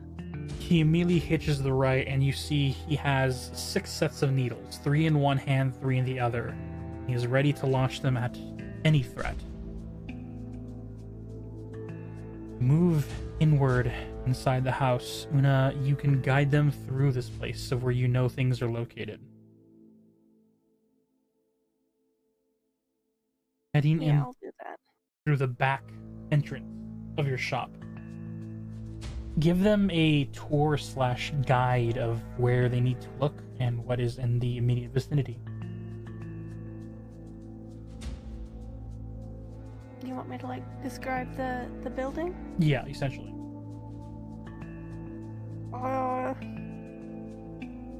So they're coming in from the back? Yep.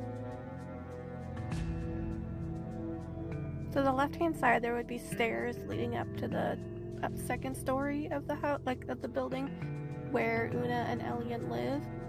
To the right-hand side would be the work room, and greenhouse, where she has her alchemy set in the greenhouse. And then in front of them would be a storage room that leads into the store proper. During tour, I'm rolling perception with a 16 plus 8 to give me 24. As she's doing that, I'm looking around to see if everything looks okay, if anything has been knocked over accidentally, anything looks in disarray. And Things can like I that. also roll perception? This is my store and my house. Even if they put it back nicely, I would Brittany, bitch. I'm fine. I would recognize if someone had put something back but in the wrong place. Absolutely. Go ahead and each of you can make a... Well, you to... It's my house. Can I know, have an I know. advantage? You will have advantage. However, this will be an investigation for you because you're looking at items to see if anything has been shifted around. Oh, sweet. Okay. For Leah... So I have advantage for that? You would, yes. Because you know your place Fuck intricately. me. 7. With advantage? Yeah. I'm sorry. I please... Next time we get a magic item, can I also get the lucky necklace? It will just fall from the sky. The last person that wore it quite literally died, so I don't think his luck was that good. Oh, maybe he ran out of charges. Yeah, it could have been the case. But as you enter inside looking, there are no disturbances to any items. Your chairs are fine. Not a heavy layer, but you can even tell by the floor that there is just a small amount of a week's worth of dust. Just hasn't been touched or cleaned. There's no physical disturbances to the place. As Leah and Narka both holding the areas, Leah, since you said you took the left, you're looking up the staircase to the second floor. As Narka's to the right, he sees the doorway that leads to the workshop and green room that you have makeshift. Is your office on the bottom floor or the second floor, Una? My office would probably be like the same room as where the alchemy set is, the workshop. Yeah, the green room. That's what I thought as well. Yeah. Narka with his 22. Oh, he's so fancy with his 22. He rolled a natural 14. He has high perception as He's well. He's so fancy with his natural 14. He looks to two of you, and you see as he whispers, I saw a shadow moving in your workshop.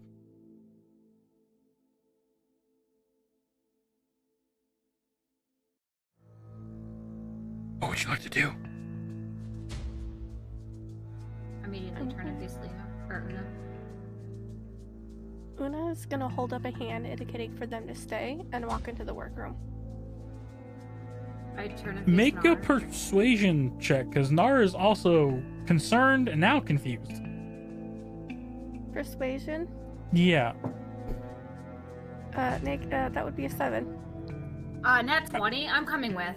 Yeah, they both look at each other. Both as you hold them off and begin to walk towards it. Both Narka and Leah both look at each other, shake their heads, and they start walking behind you. D&D Beyond hates me. I have not rolled a single thing above a 10. I'm sorry. Why are you using D&D Beyond? Because She didn't want to pull Why her not dice your out. physical dice? She didn't want to pull them because out. I'm working and I don't have enough room. Put it in your lab. That's where my work is. Oh no. I'm sorry. But Welcome to my Okay, it's life, not your Umbra. fault. Except it Yeah, is, you have a necklace. no, I meant my lack of rolling space, Oh, yeah. which is mostly my fault, but you know. well, as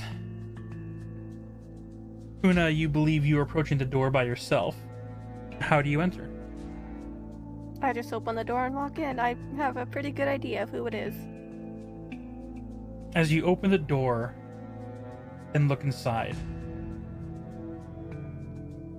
the first thing I want to know, I know the reaction of one individual, but Leah, what would your reaction be as you look inside and stare at a roughly 7 foot blackened individual, heavily furred, as he turns to you and you see 2 beating red eyes look back at all of you? My breath hitches for a second, and I stumble backwards with Nar to catch my footing. Nar immediately ignites in a panicked, confused feeling of not knowing if it's rage or a feeling of protection. As he will then try and throw his first slashing of needles towards this shadowed, werewolf-like individual inside the depths of this room. Nar, stop. I know him. Do? It's a long story. What? How the hell do you know this thing? It's a long story. This What are thing you doing here, Xanagar? has a name. What are you doing here, Xanagar?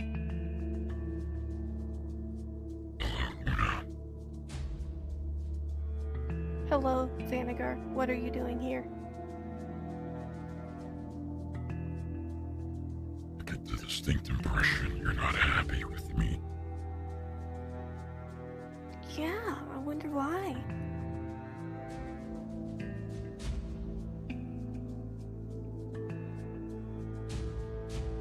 Back and forth between Una and Xanagar, completely confused.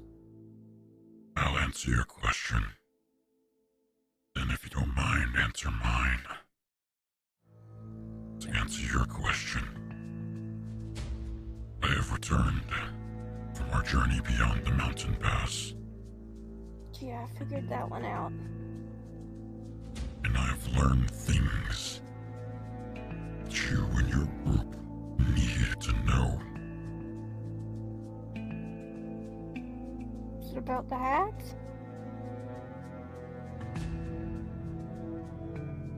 It's about the old ones.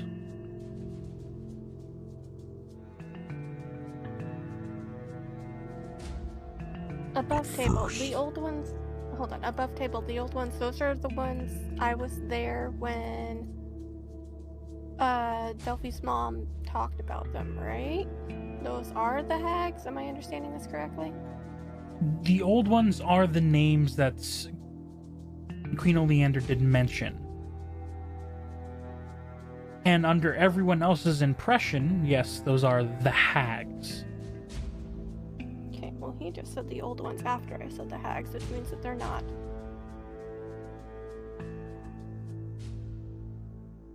What about the old ones?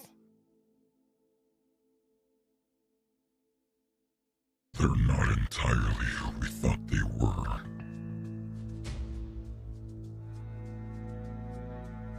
Now, my question. Who are the two behind you?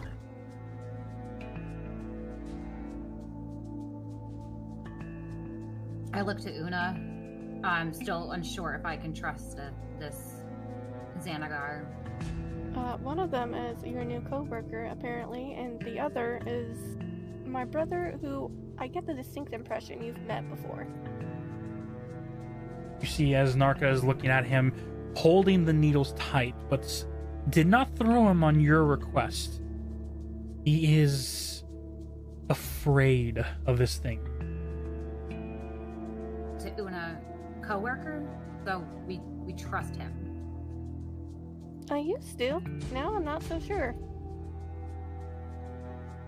This one works for the darkness. As he looks past you towards Leah. There's no secrets between Una and myself.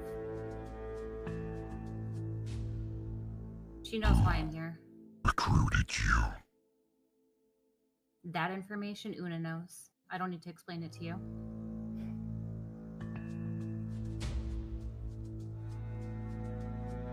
He looks back to you, Una, expecting a name, explanation, something.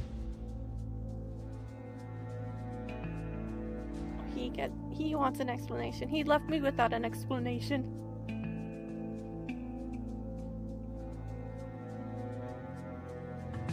I met her through the Empress, yes. I nod my head.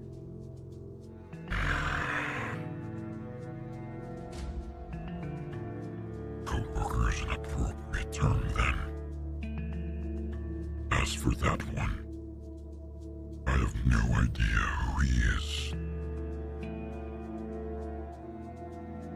See, I as sent a glance over to Narka. Narka, like, slightly upset at that statement, looks over. You and your clan slaughtered my family based on a deal.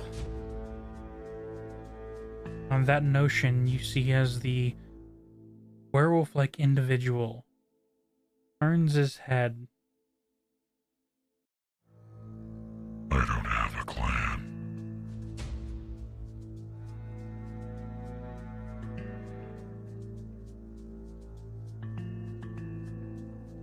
And a confused look goes over Narka's face.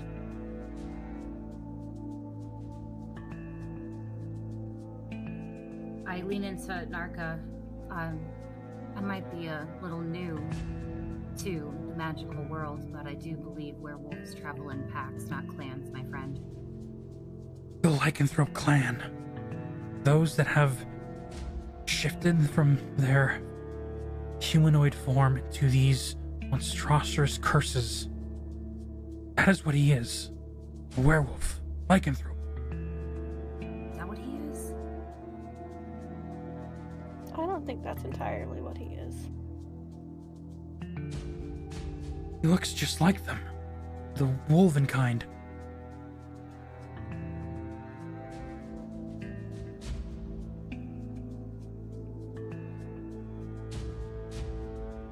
I might have questions for you as well later then.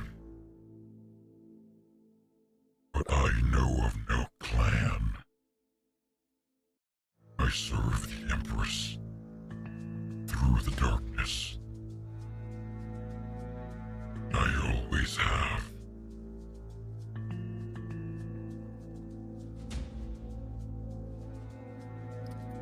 Xanaker, do you have amnesia?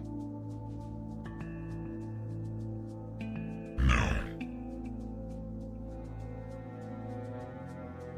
I Do you remember your remember. whole life childhood too? I remember my childhood. Raised Alright, well, and protected by the Empress herself. She cared for me when I was abandoned in this city. interesting. I have a question, Xanagar. And pardon me if I heard something incorrectly. You said that you too work for the Empress, correct? I am a And- Reaper. Did you say?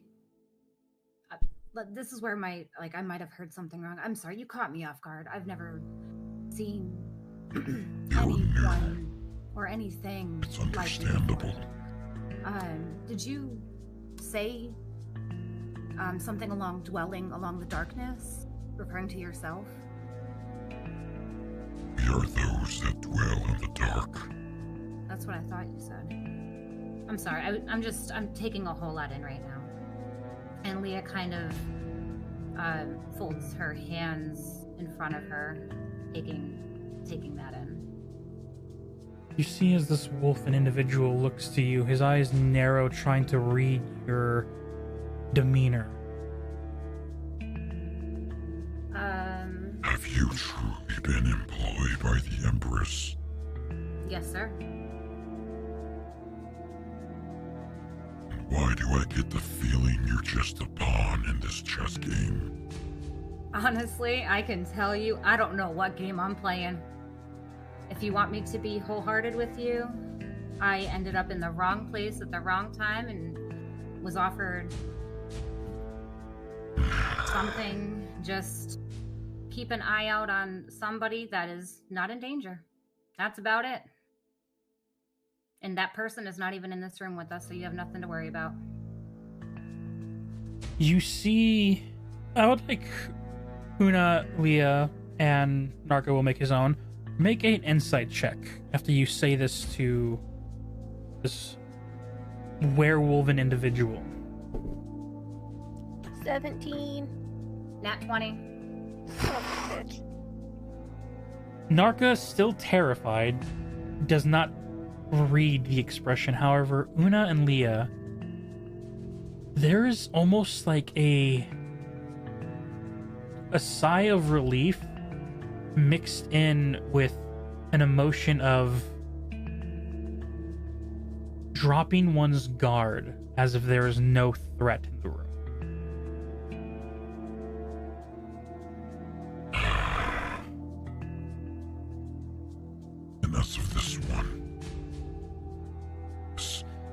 individual who claims I killed his family. Who is he in this scenario? He's my brother. Younger?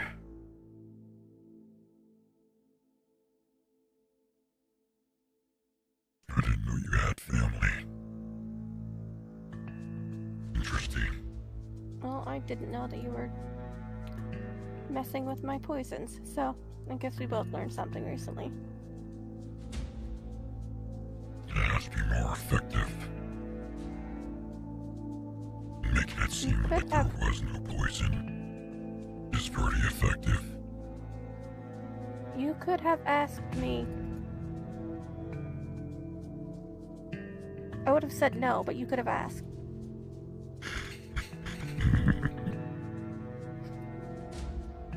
I guess that's fair. You feel a tone shift in the room as he almost completely relaxes. Gently walks behind your desk, looking at some of the flowers that you have hanging around. You see as he uses his claw and gently brushes on one of the petals. Why did you break into my shop? I needed to speak with you of urgence. The Empress has made a decision. And what is that decision? As of a few days ago, she has revealed that Theodore Platinum is the king of Platinum Star City, firstborn to Sivithar Platinum, which has led the people into chaos. Oh boy. It's not good. On top of that, there is one more thing that I must ask of you and you alone. Unless you truly trust these two with our lives.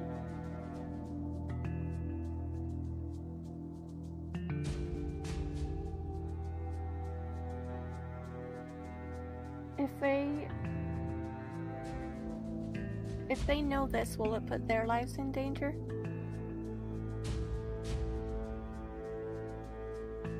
Absolutely.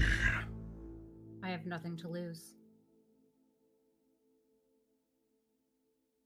I just got my sister. I ain't losing her now.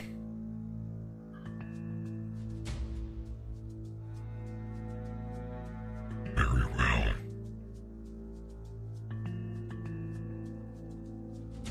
I can start by saying this war was not planned by the Empress. But she is amazingly brilliant and has used this to her advantage. Now that the world of Platinum Star knows that Theoden Platinum is the king, she is about to make her appearance as the daughter of Theodore Platinum.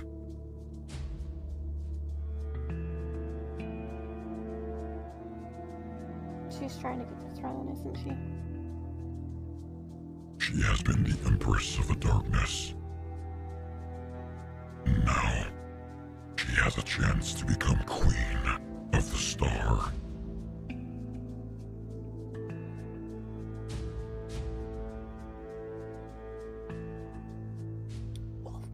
Fuck. Okay, I'm getting the impression you don't approve of this.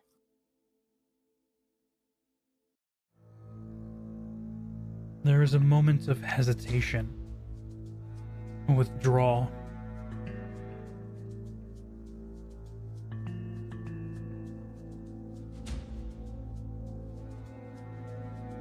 It is not what we do.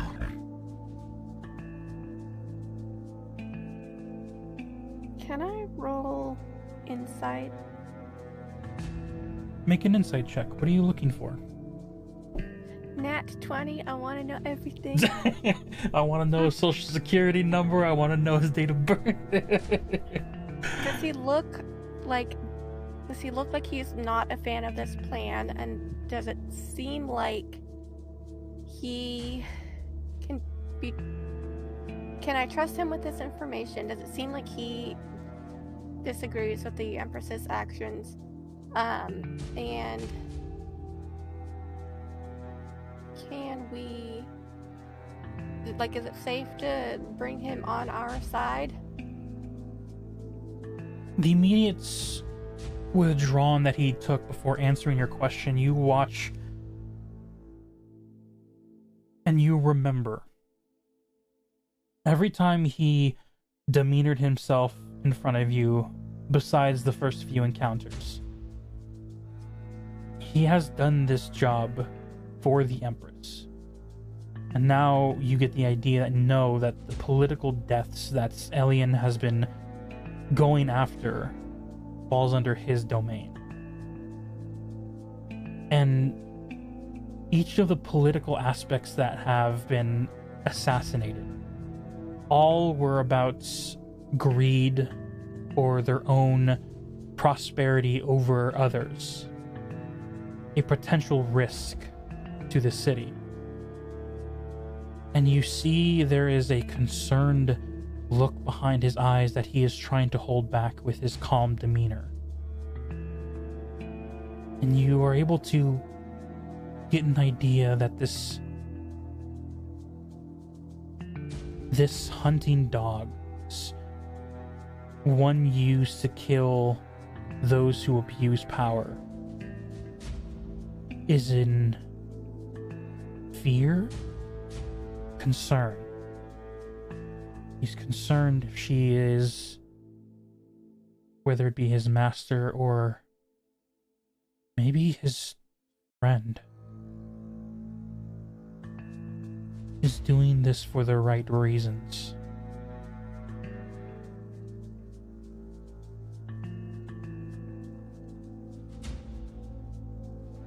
He's not changing his ways for her, but there is a look of a question in his eyes of, is she becoming what he is supposed to hunt?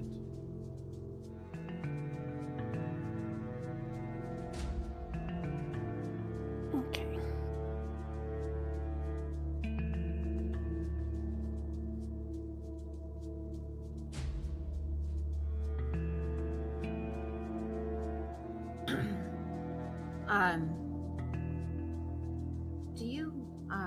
Do you mind if I borrow Una for just a brief moment? I was just about to leave anyway. And what if we wish to see you again or find you? You'll know where to find me. Where this star shines. We are but rocks and stones, covered in obsidian darkness.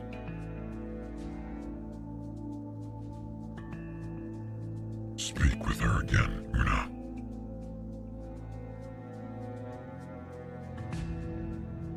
Above table, does he mean her as in the Empress? He wants me to speak with her?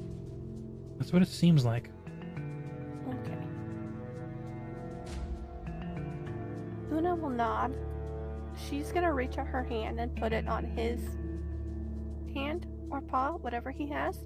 They're werewolf-like hands, so heavy black fur, the whitened claws that are at the end, but it is a hand resemblance.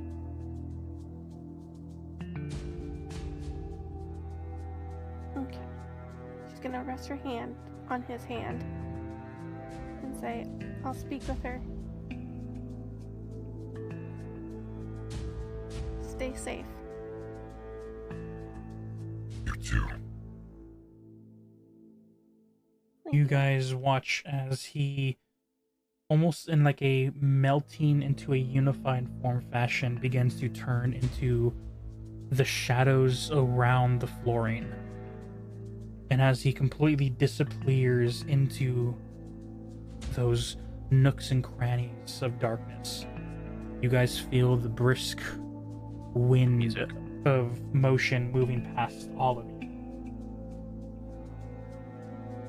Seems to have left.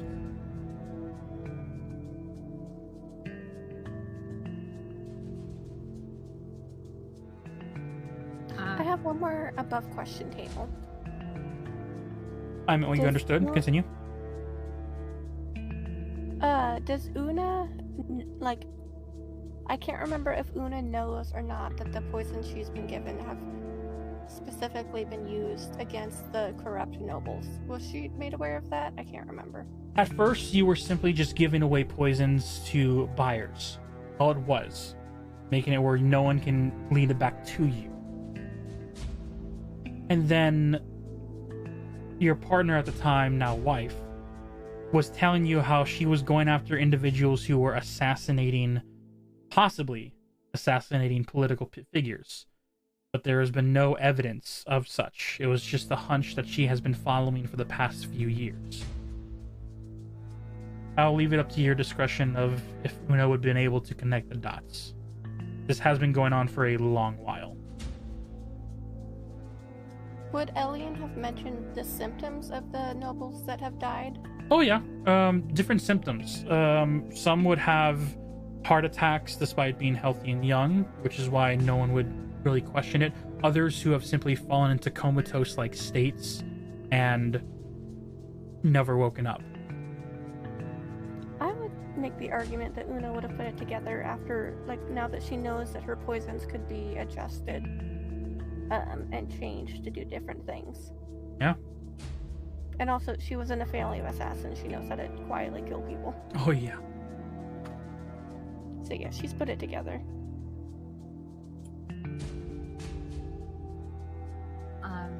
That being said, I want to turn to Una and give her like a confused look. Una, do you remember what I told you at Timothy's castle? Above table? No. Okay. It was at do the you remember estate. Yeah. It was about, why the Empress wanted me there, and all of the details. When I was very honest with you.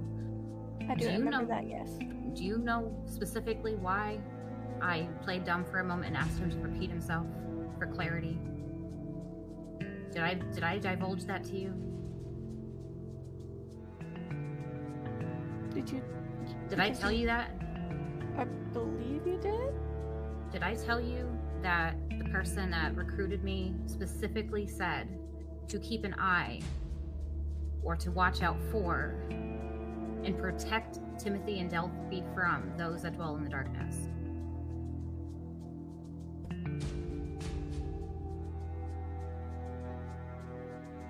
Shit. Yes. That's why I had him clarify and be very certain that that's what he said. Okay. Una is gonna pull out her sending stone to speak with Elian. Okay. What do you send and say? We need to make sure... I don't have time to explain this. We need to make sure that Delphi and Timothy are safe. Ominous during a war? In clarification?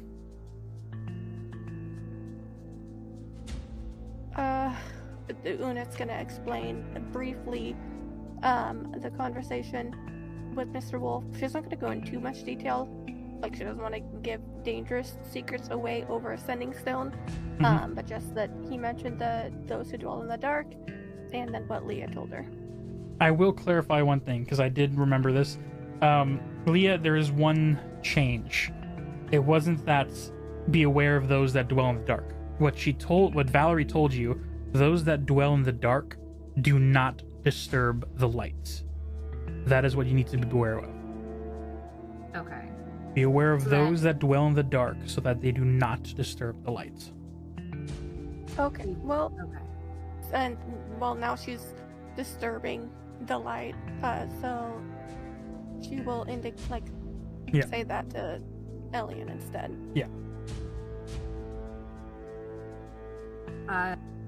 Cool. I also want to clarify, unless I told you this already, that she very specifically mentioned Theo. Unless I already told you this. And that Theo wasn't to be trusted. I can see now, based on what he said, that there was a reason behind the Empress's thought there. But I'm not sure what her game is. If you have any further information or can pull something further out of the Empress to give that clarity. I didn't know what she meant originally by those that dwell in the dark, because I mean, hello, I just met this lady. But I was just trying to put all the pieces together as you were talking to him. Yeah, it looks like she's making a claim for power. We need to warn Theo. That's what we need to do next. I agree. Okay. Really quick, Narka. Yeah. This is where I do alchemy. Can you get to you know how to make potions, right? We need to start making those. What kind of question is that? Yes, no. Okay, great. Here's my Question? supplies. Here's the plants. You're pointing them to each area and just like handing them your equipment. It's like, okay. What am I? Good question, Becca. You're skilled. Can I give you like my daggers? Because this is gonna get hairy, and I am of no magical value in a world like this. You want Can you poison do, like, tip daggers? That'd be fucking sweet. Yes. All right. But please, I am begging you though, Narka, please. As I like very hesitantly hand them over. Be careful. They're very special to me. Please be careful with them though. Got it.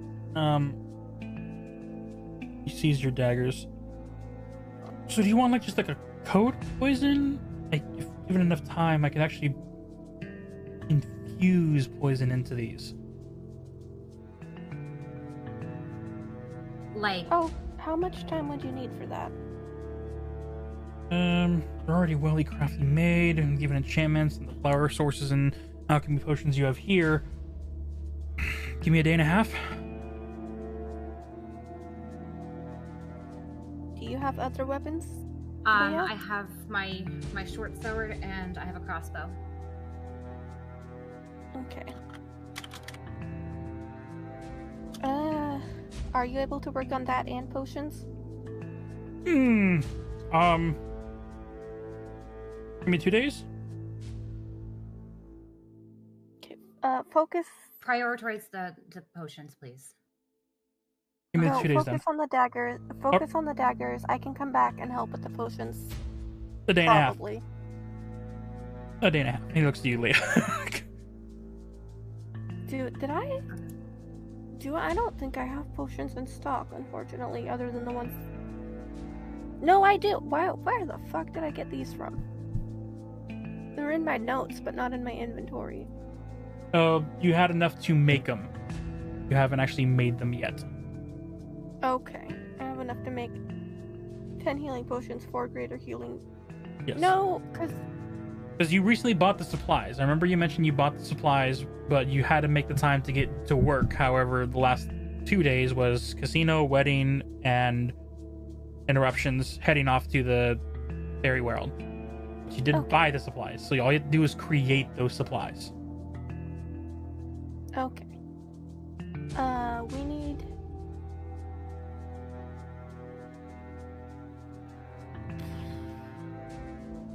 How close is Elian to where Theo is?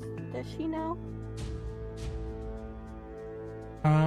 Elian is either at or heading to the front lines to gather information there. And he is not there? When you ask her, she would reply, looks like King Draco and Queen Galfia both arrived.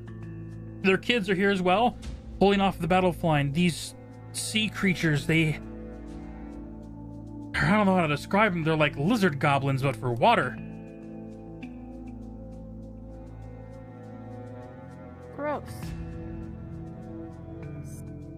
I'm glad I ate first. The meeting room seems to be at the HQ, or the HQ for the war room is at the Adventurers Guild. When you're done there, you can meet me with everyone else there. It sounds like everyone's going to be gathering. Okay. Do I know above table? Do I know where Theo went? You know that Theo went to go meet up with the other king and queen, which you now know is brother and sister-in-law. Okay. And they are at the front lines. Did I understand that correctly? That is correct. Sweet. Since we're leaving Narca at the shop, I am going to use my wild shape to turn into something that can fly real fast. And that's big enough to carry Leah. Yeah, you're 5th level. Mm-hmm. You should I have can turn into something that's 1/4. a giant bird, I believe. I think giant. I could be a giant bat That'll work too. or a giant owl. That definitely works then.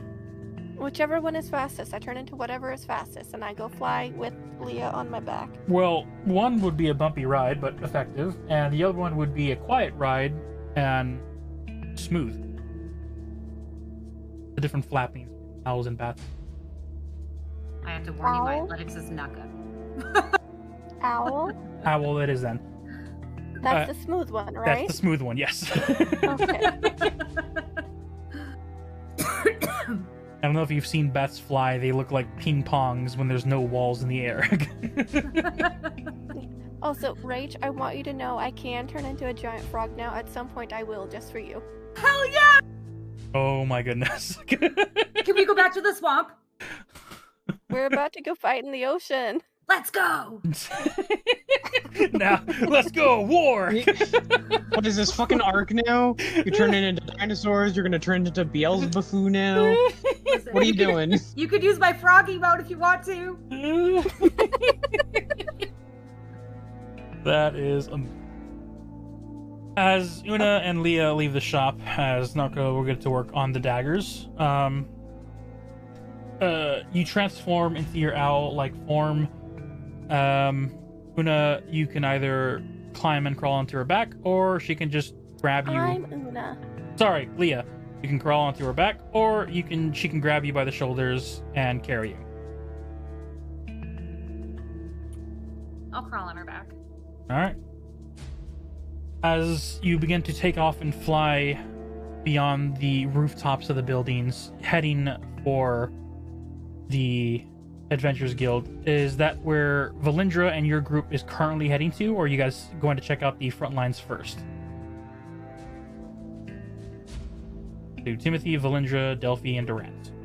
I'm probably wanting to go to the guild, but if they want to go somewhere else, they totally can. I want to go to the guild because I want to wait for the Draco to show up so I can Prince talk to Draco did he say how the front lines are doing right now, Timothy? I could tell you how they were looking. As you move beyond the walls, you guys look over and you see this whole city street is filled with soldiers galore. You hear the battles going in the distance, the cries of soldiers, the blast of arcane magics, and every other 5 to 10 minutes you see either 2 small young dragons or even a single adult dragon come by with a wave of their breath attacks before soaring back into the skies. It looked like that, Timothy points out. Yeah, I see that now. I make sure to close the secret passage. All right.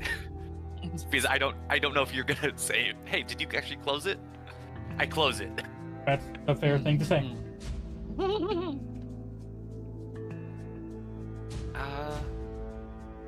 How many hours until we meet up? Did they tell me? It'll probably be if a battle gets to a more calming state, but right now, from the way it sounds, it's at a peaked, heated moment. Bully's just gonna go to the front lines. Okay. Okay, well, be careful. I will. All of you be careful as well. Mm-hmm. Alright. Moving back in time, as everyone's happening, and before Una and Leah head to there, we now move back to Sanjiro and your group. Sanjiro, you see as this female adventurer, daggers on her sides, hips, and under her arms, carrying herself with a distinct pride, and this fox companion that you now realize is not fully human, but you learned this a few days before heading to what you now know as the Feywild. As the three of you make your way across the cityscape, you see as Alien would look to you, Sanjiro. So, do we have a story, fella? Because you are wearing an outfit that I have never seen before. Oh, just a wandering adventurer, doing my best to help anyone that would ask me for help. Not any more, nothing less. That is kind of why we called him. You see Hogar call out. He was one of the people that we found beyond the walls. He saved us, and we could use the escort back home because we were kind of in a pinch. But we learned a lot, and there's a whole conversation we need to have, but that's going to be probably when we all gather. Sanjiro here saved us from an ambush, so to speak. Yeah, well, I couldn't do nothing. He's a good guy. As you make your way across the way, there's no southern map district, is how I built this map. Made it for more design-based. But as you guys make your way to the front lines, Sanjiro, you get there and you see the battle currently being taken place. A couple of elven archers on top of rooftops or highly made wooden pedestals with small wooden shields for cover as they are firing over the walls into a dangerous battlefield. And it is here that you see... You've known they were here when you first arrived, but believed to be extinct to you for the longest time. You see as dragons are making passes over the eastern docks, protecting the people of this land. And as you approach and you see other adventurers and soldiers fighting, Hogar and you get to the top and you see as Opal, a once simply darkened skin, sword and sheath female woman with long black hair, now in her true form of a blackened furred cat-like person, a whited snout, as you know her as Opal, is now fighting against one of these lizard water creature like amphibians. 4 arms, some grabbing onto a spear, webbed like feet, gnarling as they are fighting adventurers. And as you approach, I would like you to roll for initiative.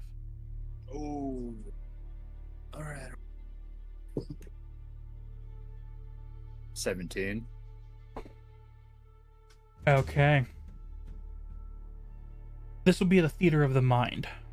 But as for now, when you reach the front lines, you see as Alien holds back watching these creatures, as you see her sending stone light up.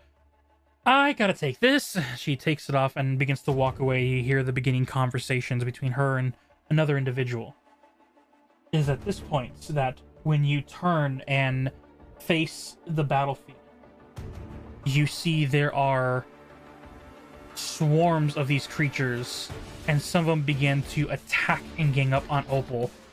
Hogar immediately rushes in, you right behind him. With a 17 to your initiative, you have the first outlook. The creatures are within 30 feet of you if you wish to rush and defend Opal, as 4 of them seem to be surrounding her. Alright.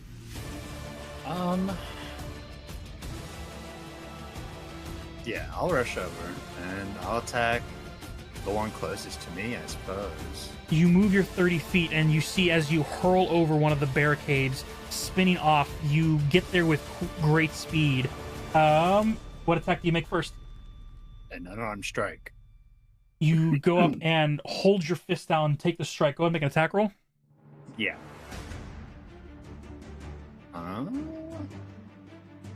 14.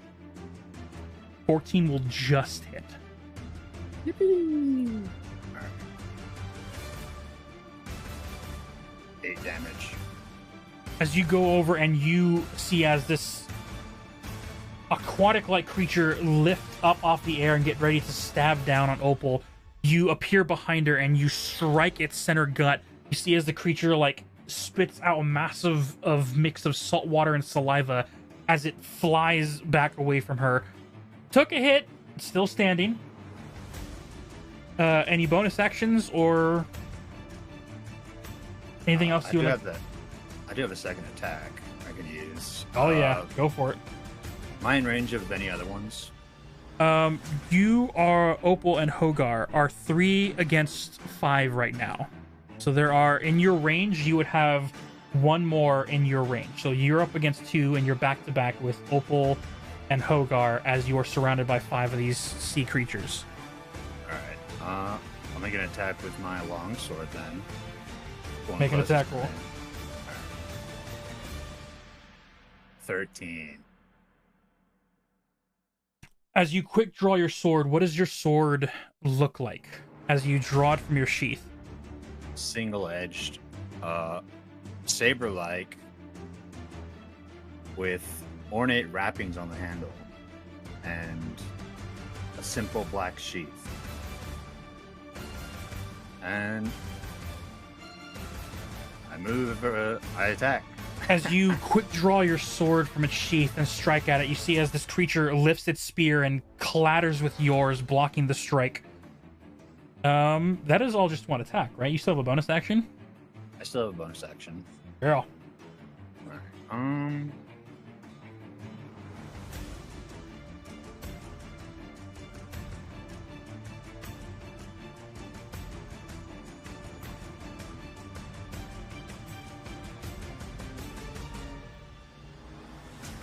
I will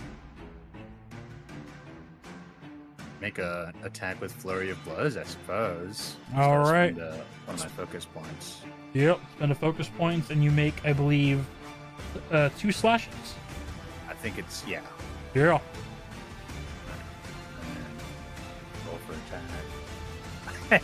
I got an 8. You push off of the spear and you go to make a downward slash, and you see it lifts and blocks the blade again. You see the sparks between your blade and his spear collide together. Last attack. Is that it? Sorry, what was that? What's your last attack?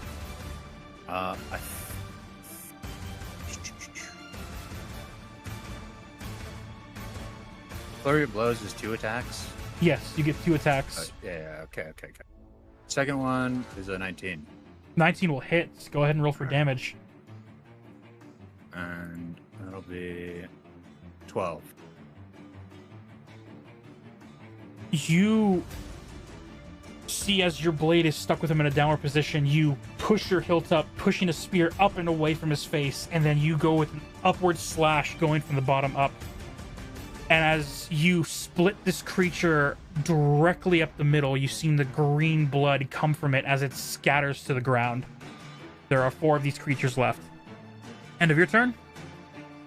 Yeah, I don't think I got any more attacks. Alright, end of your turn. The last remaining 4 creatures are up next before Opal and Hogar. First attack will be towards Opal, who they are jumping on. Oof. Yep, that'll hit. Okay. You see as one of the bident-like spears, these are these two-pronged, like, almost sea blue coral like spears, as one of them jabs into Opal and then it gets ripped out, and as it does, you see as she like grabs onto the side angered and then holds her hands out and will do a hellish rebuke towards him. Yep.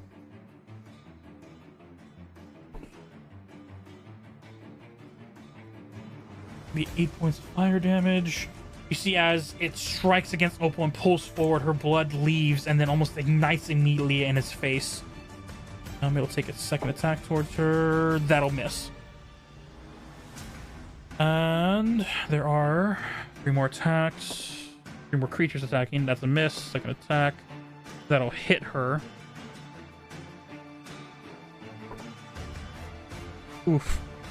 You see as the second one comes up and stabs her behind the shoulder as she is being surrounded. Okay. Third creature will go towards Hogar for strike. Ooh, natural 18. That's gonna hurt.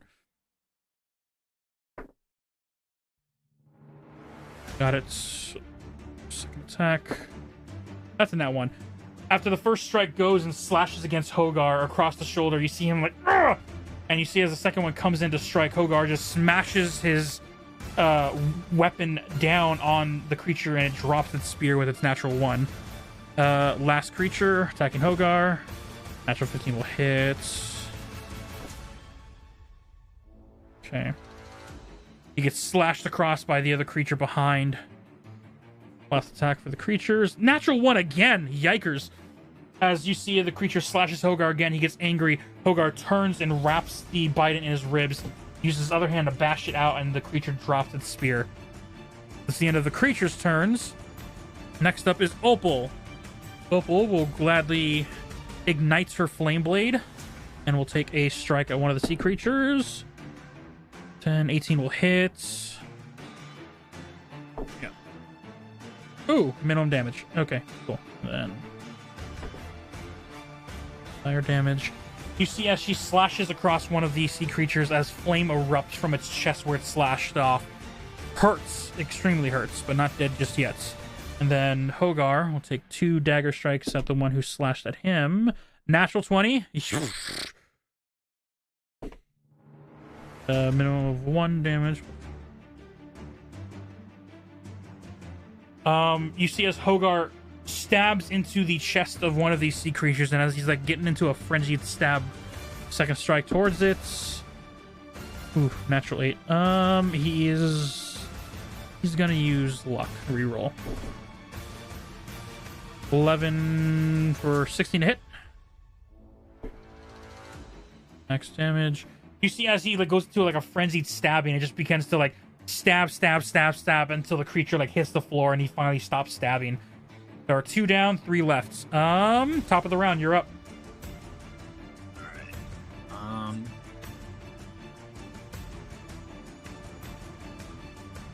Alright. Am I still in range of the You are in range with the 2 that are surrounding you, yes. Alright, yeah.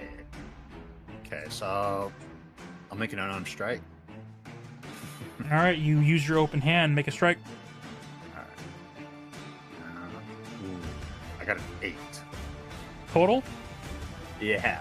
You go to strike, and as you do, your hand collides with the sea creature as he blocks it, not doing any damage. You have your second normal attack for your action. Yeah. I will attack with my longsword. Go for it. Yeah. Ooh, It would 15. suck if it wasn't the enemy, Vegas. I got a What'd you get? 15. 15 will hit. Roll for damage.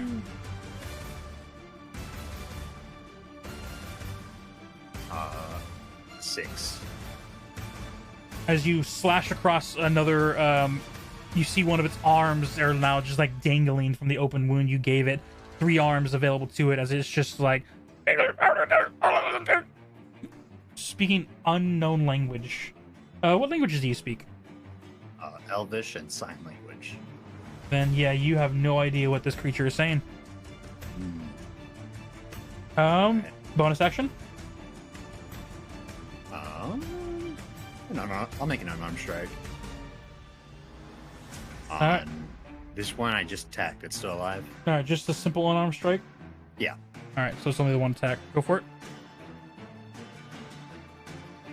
That is a 12.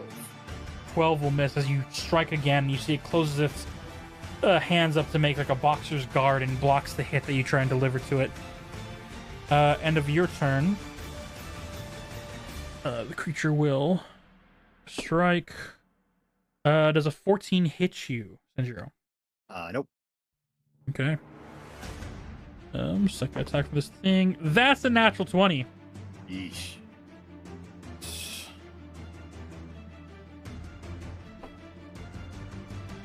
You will be taking 15 points of piercing damage.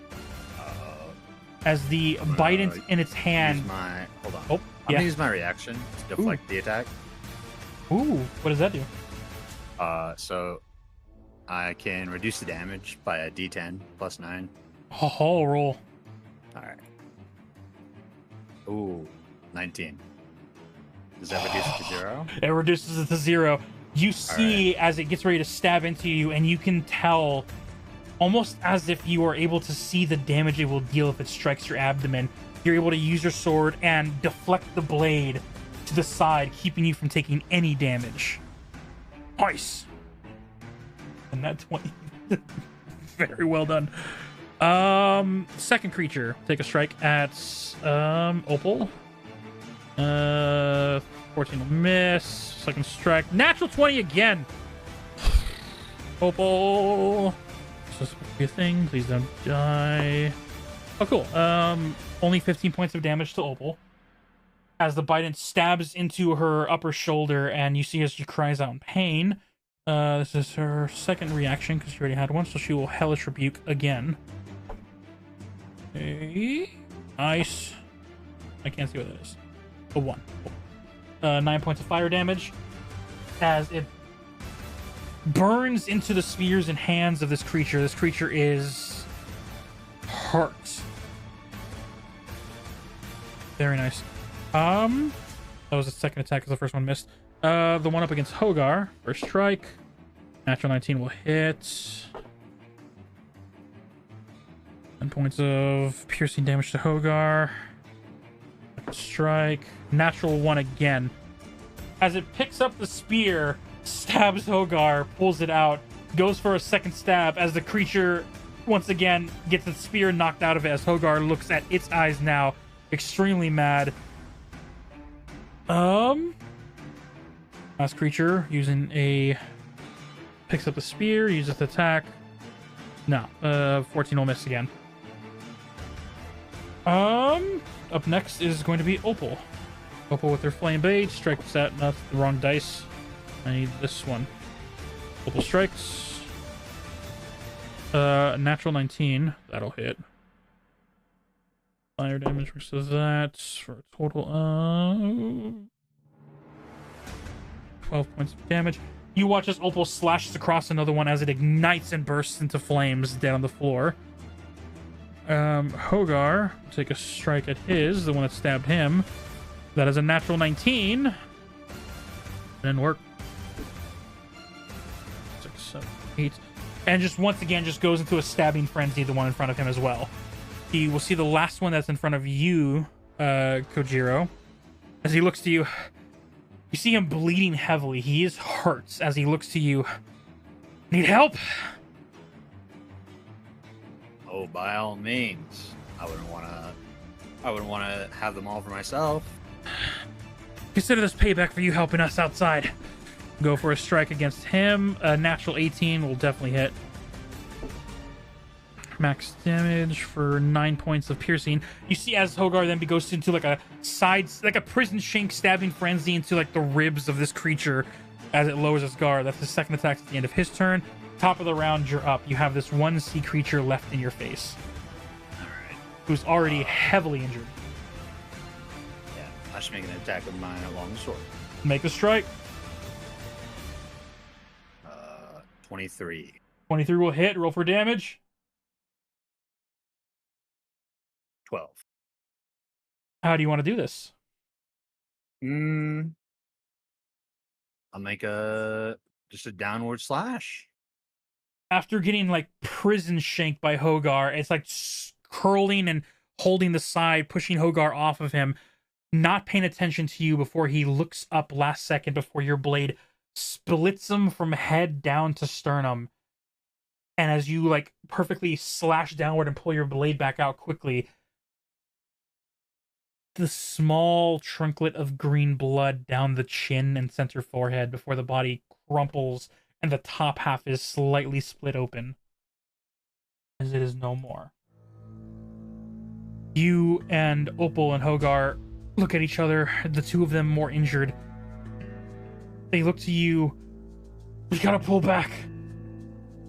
And you see as other elven archers aim, and they fire at another wave that is heading your way. You guide Opal and Hogar over the barricade as rows of arrows and magic gets casted, keeping another group at bay. You see as Opal is like barely grabbing on to multiple pierced wounds. I need a chance to recover. Hogar looks. They got the med bay up in the HQ area, second floor of the Adventurers Guild. Sanjiro, can you help carry her? Of course. Am I able to do any basic first aid? Maybe rip some of my clothing? And make a medicine check. Alright. Medicine. That would be 20. Dirty 20. Using your knowledge from the battles you have had and the needing of helping others, you immediately begin to pull some cloth from your baggage, tear it up, and begin to patch up some of the wounds, stopping any excess bleeding so she won't take any further damage. As you begin to guide them, Hogar, as Alien catches up to the three of you, it sounds like we're all meeting at the... Oh, gosh. We're going to the Adventurers Guild. We can help you out. And you see as Alien pulls out a health potion and begins to feed it to Opal. They're meeting us at the Adventurers Guild. We're all going to be gathering there. Alright. I don't see any reason to stick around here any longer then. Come on. Lead the way. As Alien begins to lead you all inward. As Timothy's group is the first to arrive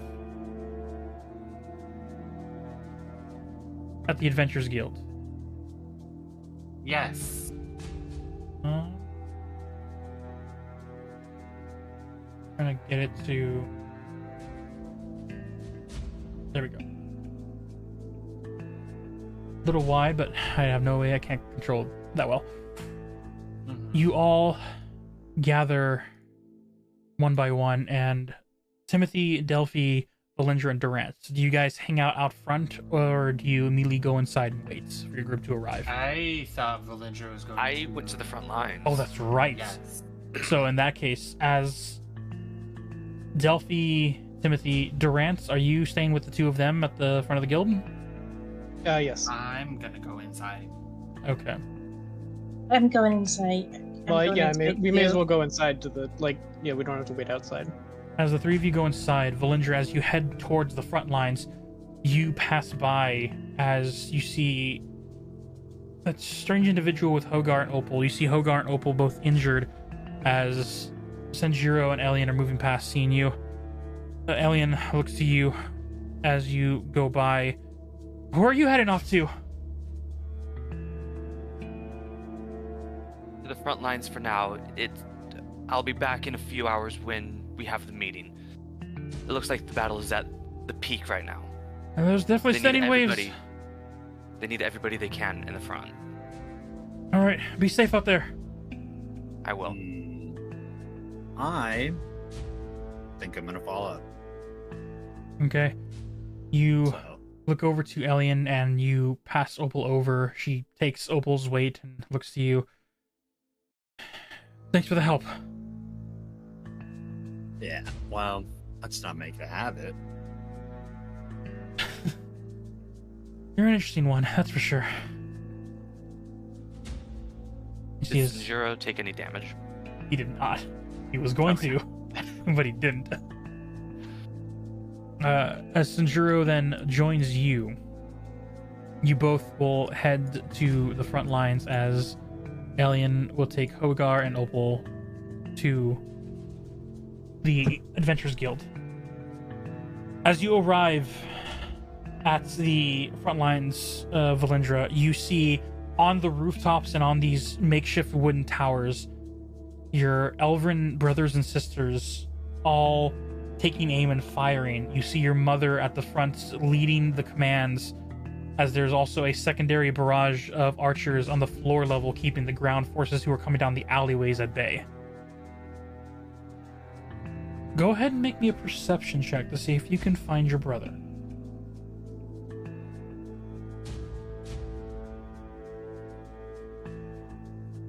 $21.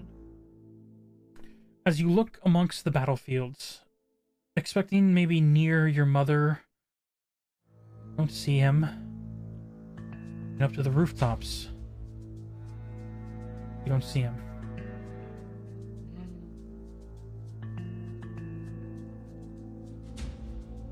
Where's my mom positioned?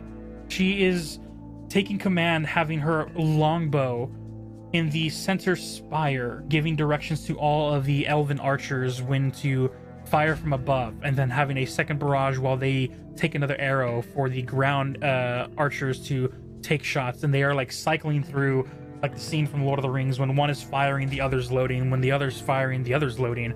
And it's like it's a sequence of arrows that are just being launched forward. Is she on the ground floor? She is on a spire. So Okay. roughly about 10 feet off the ground. Easy wooden ladder to climb up to get to her. I will start making my way to her, keeping an eye out for my brother. As you move across the battlefield, Sanjuro behind you, you get to the ladder and begin to climb. As you get to the top, you see your mother look over, sees you approach, looks at her second command. Continue the orders. Reaches down to help you up to the top. Thank you. Valentra, where have you been? In the Fey Wilds. Time moves differently. We didn't know we'd be there for a week and a half.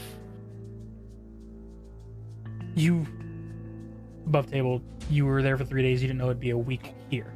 Yeah. Yeah. I thought you said it's been a week and a half here. Here, it has.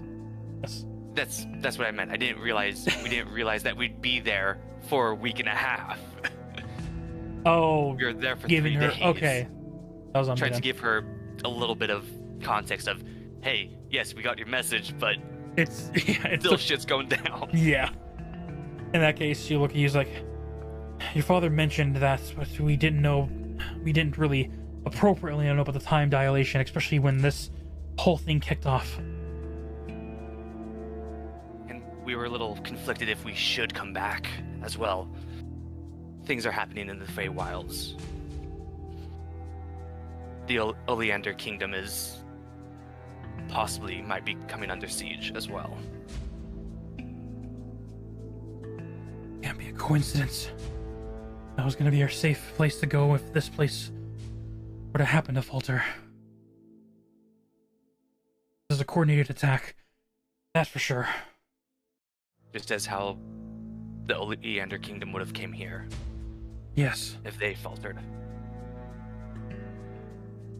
Your father's in the war room meeting, talking with the others, getting along with the headmaster of the Adventurers Guild, figuring out how and when we should cycle, especially between the night times. These creatures can send different types of sea species that are better affiliated with night.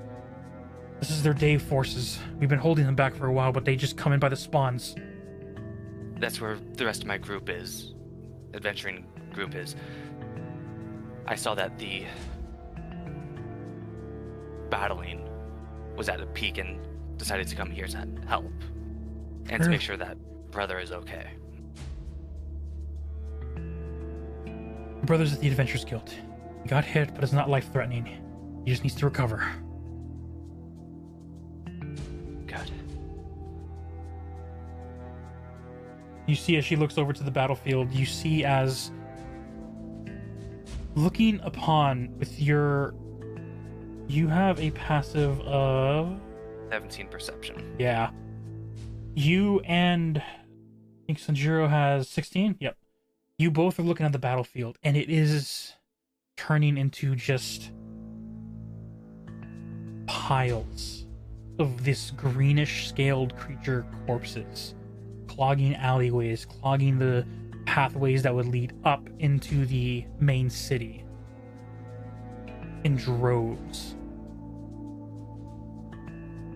And it seems to be slightly slowing down, but they are still trying, like almost they're trying to like climb onto the roofs themselves, but are getting shot down by the archers. Those that are able to get close enough are being shot by mages. They're keeping a very decent barrier right now. Mother looks back to you.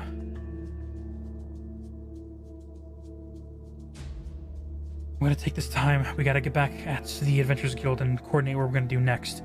The second platoon of archers should be ready to take over. We've been at this already for about 8 hours or so. Why did I have a feeling I knew you were going to say that when I decided to come to the battlefield? Because he wants you at the guild. If we're talking above table, sure. Above table. Above table. Right as I decided, hey, I want to go to the front lines, because you said it was at the peak of the battle. It's like, why do I feel like he's going to immediately have us go back to the Adventure Guild? It's almost like there's a plot to this story. Huh. Yeah, but plots are meant to be broken. He's tired of us ruining his plans. He's taking executive force. I'm taking narrative force. There's a difference. It narratively fits. Okay. Derail- What was that? What? You cut out. Yeah. Sorry, I had to get something. He said we're not derailing the campaign anymore. I came up with plans and the deterrence and story line cart straightening or whatever they call those things that straighten the rail cars. Okay. So, bringing it back in. How are the royal family doing? You watch as they haven't made a pass in a while now that the main of the enemy troops have slowed down. You see that they're massive, at this point, ice walls that they have created on the ocean waters that connect to the wooden docks are somewhat strong and fortified upward and have made a way to slow down the enemy troops. But you do not currently see them for now. Whether they've already shifted back into a humanoid form or have retreated to the skies once more, you don't know.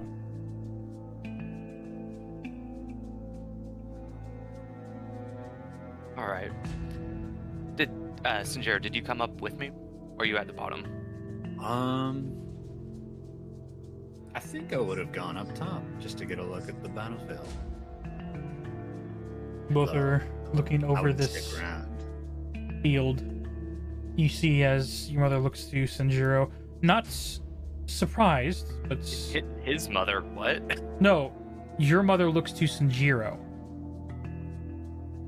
Not surprised that he's there, but at the same time, you are the one that Daggett and his group brought in from beyond the mountain pass. The very same. Yeah. Saw your work when you helped out Opal. You're very skilled. We could use that. Hey, point me in the right direction and I'll go. By the way, this is my mother, Katrina. Katerina? Katrina. Katarina. Commander of the Archers. Katerina. Wow. How lovely. And what might your name be? Are you asking? Yes. No, this Did you is- not already? This is the first time you guys actually introduced each other.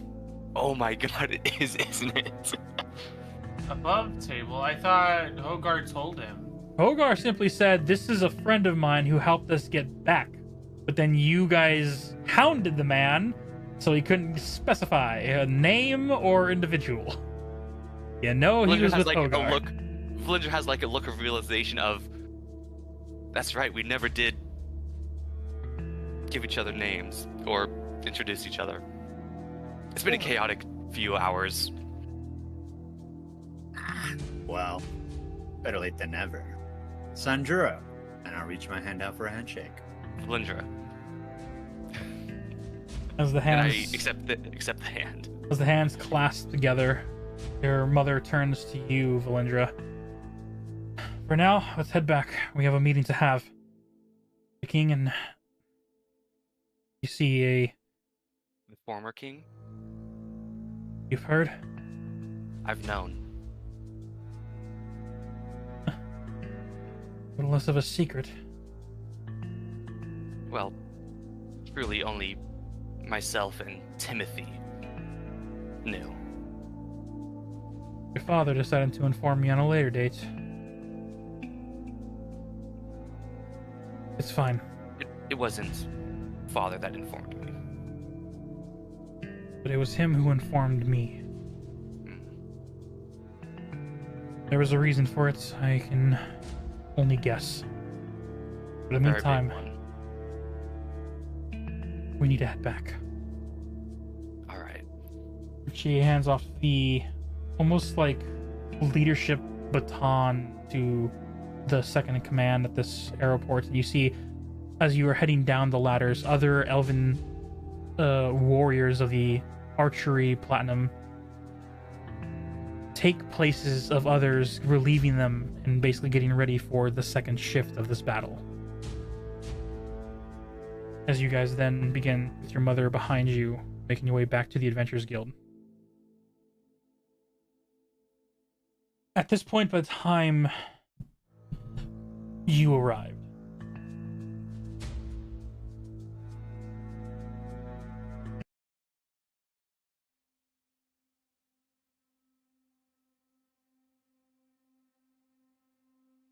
it has been some time. There are things we're going to need to change. I'll get to work on it. But, well, those are some old characters.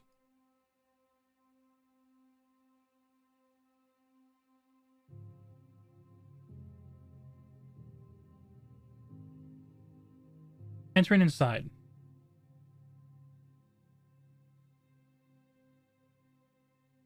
Timothy, Delphi, Yes. and Durant. I am not filling up this map with hundreds of tokens. Okay. But as you all make your way inside, tables are pushed to the side. Adventure boards are empty. Dining long tables have been turned into triage beds. Weapons and items that were for sale are left with empty rags. And this whole place is filled with soldiers and adventurers. A lot of them injured. Getting medical treatment from clerics, doctors.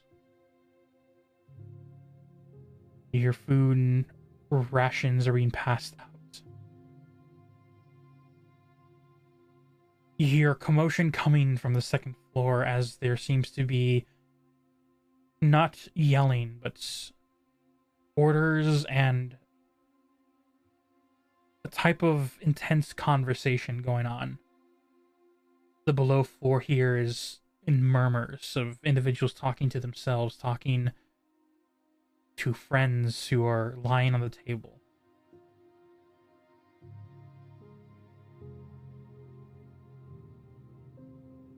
It is a barracks for this newly found war.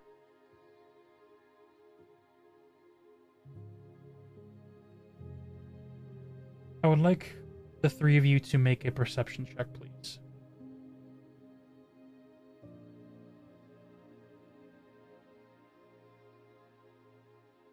Okay. 8. Apparently the laptop I had plugged in was not plugged in because it died. Wowie.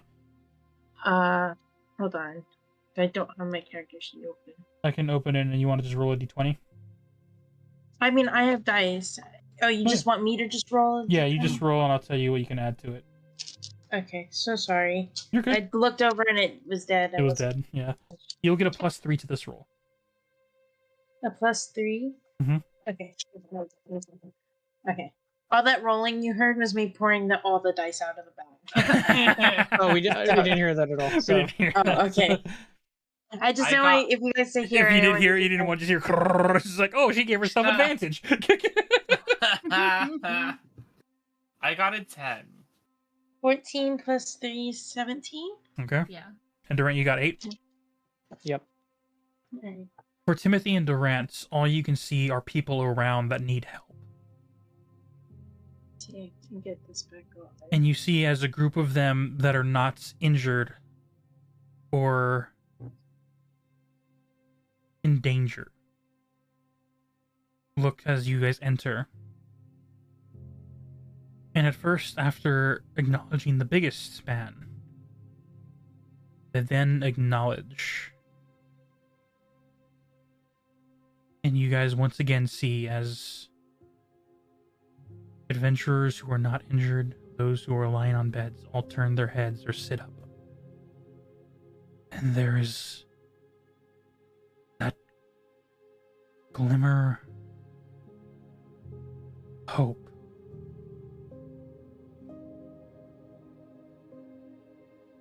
As you all are looking at everyone as they look at you, Delphi, you are the one to see that as the center line of soldiers and adventurers alike move aside. You look straight down the center. As a single man in heavy armor, long black cape,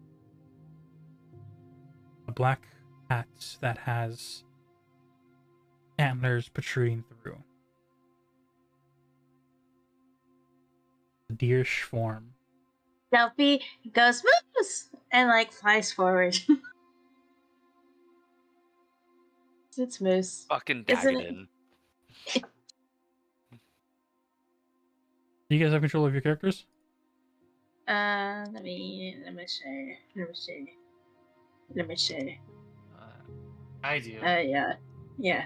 So Delphi flies forward and As Delphi flies through the crowd, you see a few of them that are like on the edges begin to make a slightly wider berth to like give room as you yell out moose and then fly forward. You get to him. What do you do?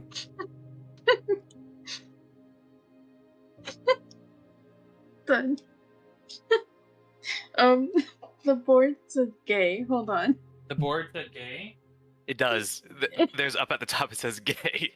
Well, I accidentally just Oh. moved the A, but I can't delete it. How do I delete it? Oh my god, I didn't even see that. Oh, I noticed it Wow. right as you switched the maps. I saw that and the heart by the fireplace. Who wrote that? That was Me. like a while ago. Okay. It's The in last time pink, that we were and I here. can move it. Stop. I got it. Sorry, I got it. Boom. We're gonna take away writing privileges from Sass. Is what I'm hearing. I didn't even notice that was there. That You was see I the think I heart? wrote it because Umbra was doing something gay. I There's a think part you're here. right. I'm gonna leave the heart Probably alone. The heart right. is fine. It's My better than just having existence. just out of context, just written on the side. Oh, Oh, somebody we left. lost- Sass. Probably Sass. Yeah. Oh, Yeah. I wonder if your computer just blue screened. Oh It no. might. Maybe. This is the second time that she left. By blue Yeah. screening. Oh, she was the one who popped in. Yes. Yeah, there she is. Brittany, bitch. That was a lot quicker. Oh, it didn't go off. back. I was expecting it to go off. It's Brittany, bitch. There it is. We were waiting for it That too. was so delayed. Very delayed. It was really Really delayed. had me. I like it because we were able to acknowledge it, and I wasn't startled by it. Oh my god. But no, it was gay smile. So I mean, That was good. That's good. That's good. It's fine. Yeah, it's all good. Oh my god. I feel like with how many of us in this voice chat are gay, we're allowed to call things. That's fine, but it's out of context because literally I did not see it until Delphi just like, I was like, what? It's just like, there's gay in there. I'm like, what? Where? I looked literally at chat first. I'm all like, oh, who's saying what? And I'm like, no. Looked at the map. I'm like, where? I thought she was giggling because she was excited to see Moose. I thought so too. I think that was what was happening at first, and then she saw what was written near Next to Moose his and was head. like, "Oh And then no!" went off. Yeah. Bringing it back No, in. Right as you loaded the map, I saw that. I was like, oh, I'm not gonna say anything. I didn't see a darn thing. Record. All right. The record talk. Yes. On average, as you're editing, how many times do we go off topic? I'm just A lot. A lot. I leave those in because it's hilarious, unless it's certain like.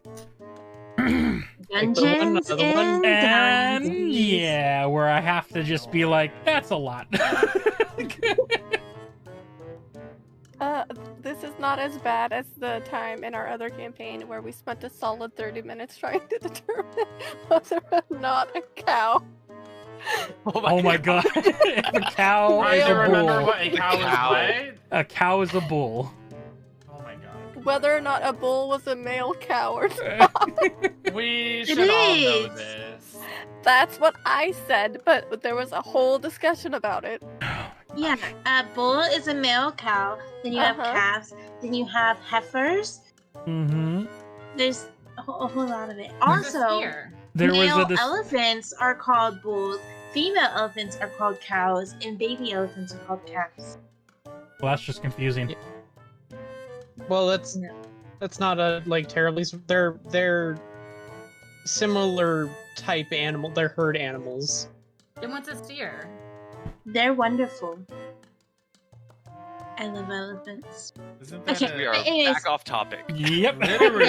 I literally. Okay, so Duffy goes over, and she sees Booze. If a bull is a male cow, then what's a steer?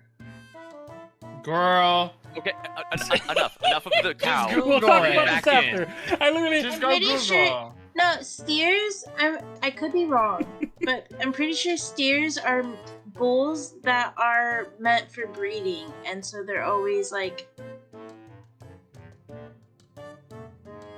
Steer, pretty sure. young, neutered male cattle primarily raised for beef. Okay, I had it opposite. So they're Oh. They're not they're for eating breeding. cow. They're eating bulls. So a steer and a bull is the same thing? Yeah, Yes, just one one. is neutered and is only used for meat. Well, that's stupid. Because, like, I'm looking up Correct. here and it's talking about an ox. So an ox, a steer, and a bull are all confined as the same thing? No, ox Oh are my different. God. Ox are a Ox different is not kind a of. cow, or is not like a cow that we would think. Stop, And An Wrinkles, ox is Google a it. uncastrated buffalo. adult male cattle. The cows or bulls may also be used. Well, Great. yeah, So a okay. bull, a steer, So- and an ox are all the same so- Okay, thing. all of my you shut the fuck up and get God. back on topic of D&D. No, it's kind of like the elephants, right? That's enough. I blame Una. Wait. Una started this conversation. You're the one who kept getting into it, though. I'm Well, gonna it stop. looks I'm gonna end this frustrating. conversation. Shut the fuck up and continue with D&D. Oh my gosh, we're here for D&D, not animal time. If you want to talk Listen. animals, we'll talk animals I'm after so D&D. sorry. Listen, now I understand the 30-minute conversation about the cow. Oh my god. We're gonna go longer today because of y'all. Listen, if I'm gonna be a teacher, I need to understand the male and female pronouns No, you don't. define a Shut up. cow. I need to know things. Girl, you're not I'm going to teaching put you into cows. a different voice chat if you continue this up. I don't Moving have powers. back I was in. gonna serve Mute Rage. Moving back in. I don't know if you Thank noticed. I changed the song and goodness. everything for that, man. I noticed. Oh, it's Goodness. too great. All right. All right. I'm gonna have to put... insert long beep here to know where to edit that No, out. I already wrote it down. I already wrote it down of what I'm gonna be editing. It's all fine. It's good. Oh my god. Moving back in. As Delphi calls out to Moose, flies across, and individuals part way. As you reach Moose, what do you do, Delphi? I hug his shoulder, and then I look at him, and I say, "What the fuck, dude?" Hello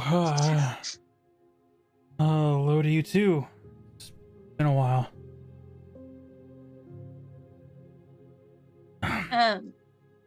What? Did you find what you were looking for when you left us? I did. Are you okay? Sort of. It's...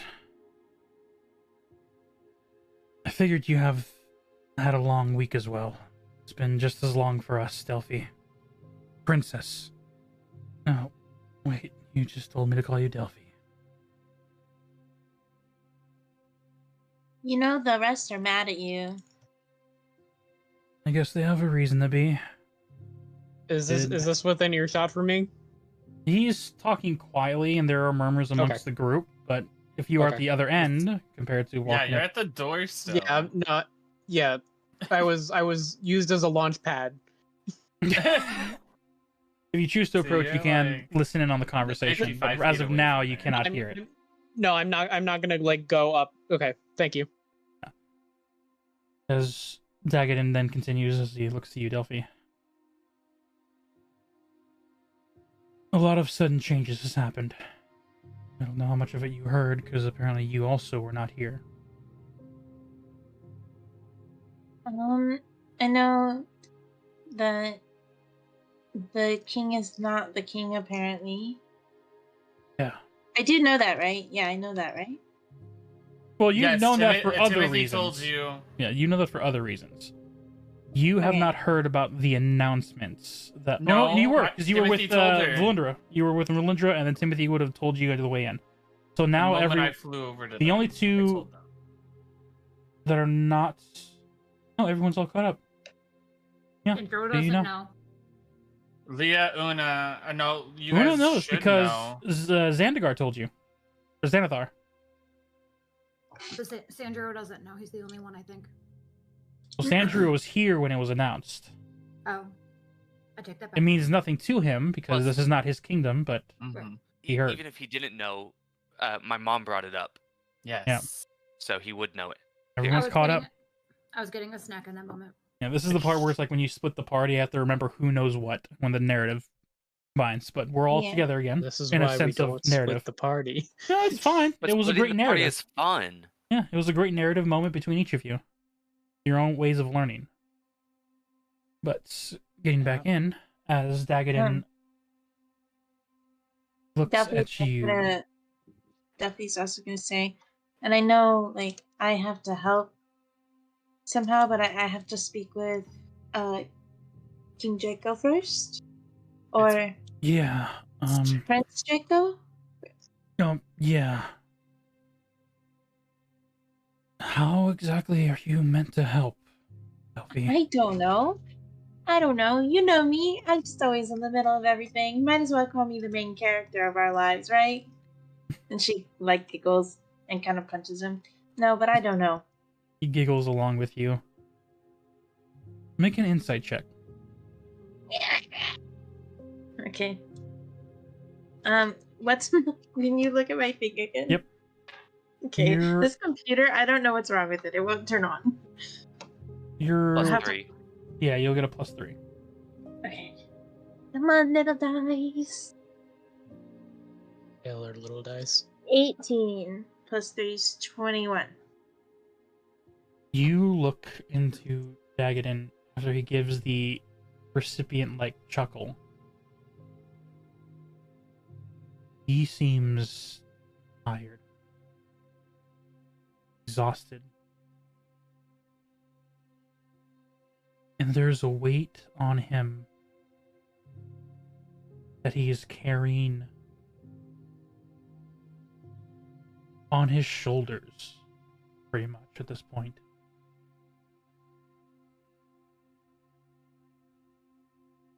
Delphi kind of, she's still little, but she kind of like pats his shoulder. Not that obvious, am I? You look a little worse for wear. Where's Gazara? I just saw her. When I first got back, she was one of the first people I apologized to for leaving. I just had to... I had to know. And I'm glad I did. I know that sounds wrong, but I don't regret what I did, because we learned too much. What did you learn?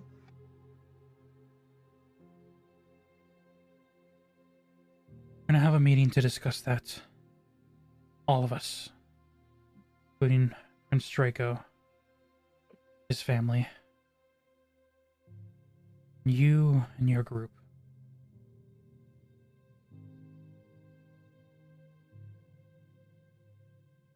That hag that attacked us.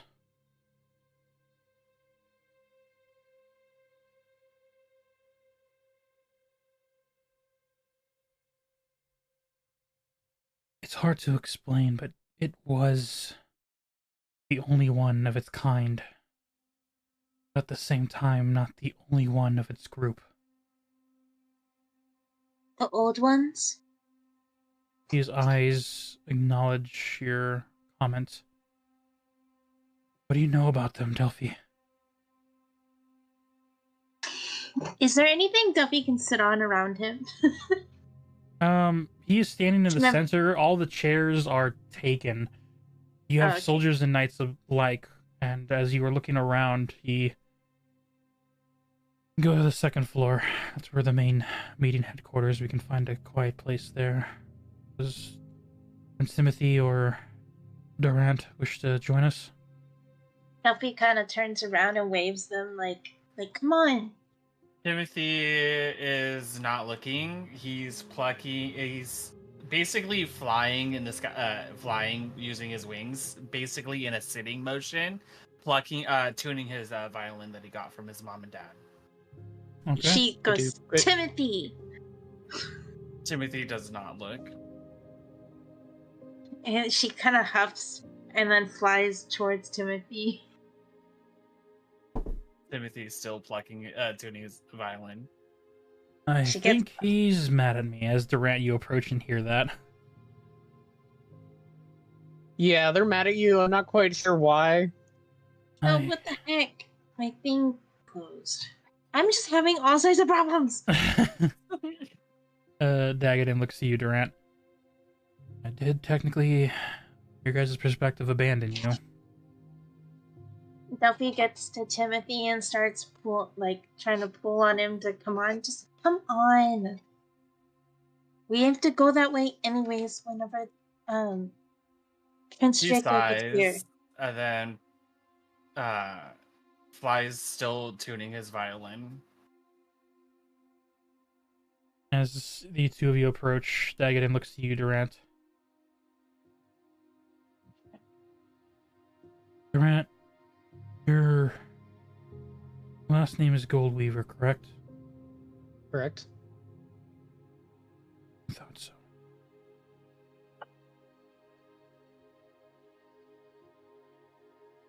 Why? You're gonna want to be there for the meeting. There's a lot we have to discuss.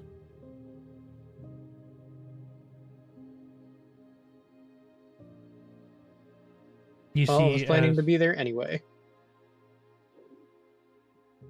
Dagadin begins to make his way alongside Delphi, flying next to him to the stairs to get to the second floor.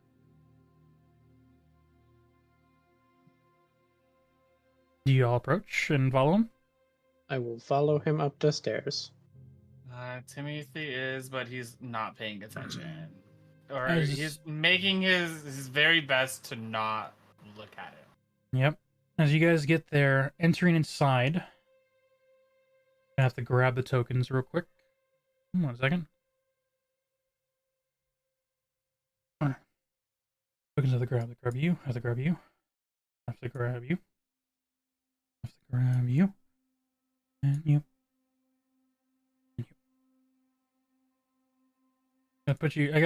It's easier doing this because I can copy and paste compared to putting your characters in, scrolling through to find them, and then reattaching their names. You can easily this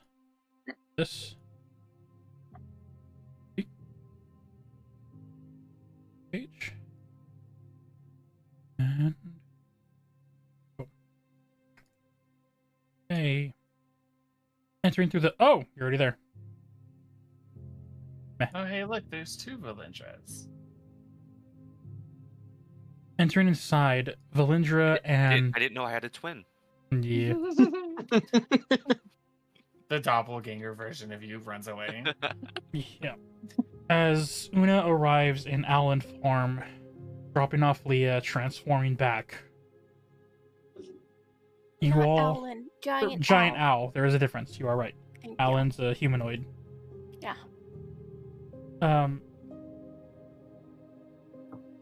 One by one, now they're gathering together, entering inside. Alien and Hogar are there. With others. Fine. As entering directly behind your group, already in their transformed form. As everyone has a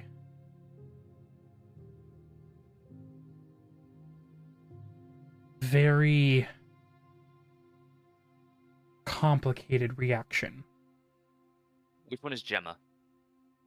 Hearthclaw and Finnick are here. Gemma is not here. Oh my god, Gemma's the one that is missing. No, Crystal is the one that's missing, the youngest. Okay. Wait. Gemma Hearthclaw. No, Hearthclaw's here. I'm putting that into my notes.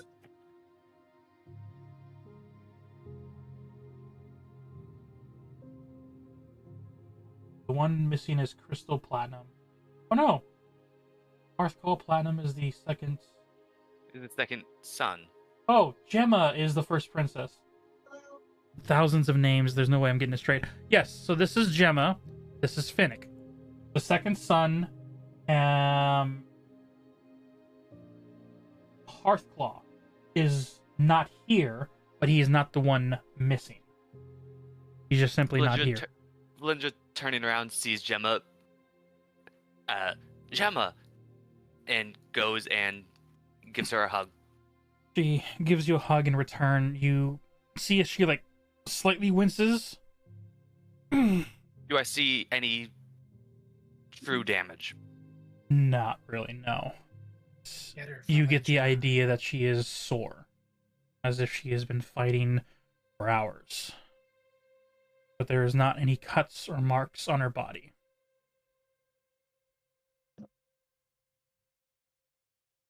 It feels like it's been so long. Way too long. It is nice meeting you again. Eating you. Meeting or seeing? Scene. I want you to fly past a battlefield about 17 times and tell me how you feel. Good to see you. Valindra just smiles and kind of she stays with Gemma now. Okay. As you stay alongside Gemma, you see Finnick look to you and then look to her. He's also holding himself up fine. But there's that sense of just coming back from the battlefield. as the king and queen have a more upright nature to them, both holding strong, not showing any signs of wavering. It is at this point that you look around the environment as the enforcers have already bowed. And about 75% of the adventurers have as well. The others look on, most of them injured, others confused, don't know how to react. There's no disdained look.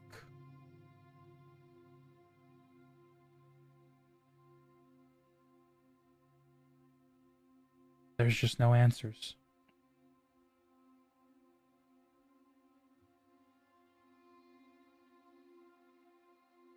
At this point, do you all head back to the meeting room on the second floor? I don't know where the meeting room is. Go ahead and do this just for gathering people's sake. And Y'all are going anyway. y'all are all going anyway. I'm gonna drag you three, or you four. Excuse me. Good one. I try. Opal will not be part of this conversation because she needs to get healed. She'll get looked after. Copy. And as Una, like there are people injured around, right? Like she can see that. Yes. Una has one regular potion of healing, and 2 extra potions of greater healing that she's gonna hand out to whoever needs them, or like to the medics. You hand them to the medics, and you see as they immediately, definitely show signs of relief and gratitude. Thank you. Some of the clerics go over to one of the other adventurers, and you see he's missing an arm. Yikes. Goes over to him, begins to feed him the potion, and you see as he begins to regain consciousness, as it seems that he was in a more critical state. The arm does not grow back. Well, it's a potion. I'm not a god. Others get helped out as you continue. And at this point, here, you guys will head up into the meeting room.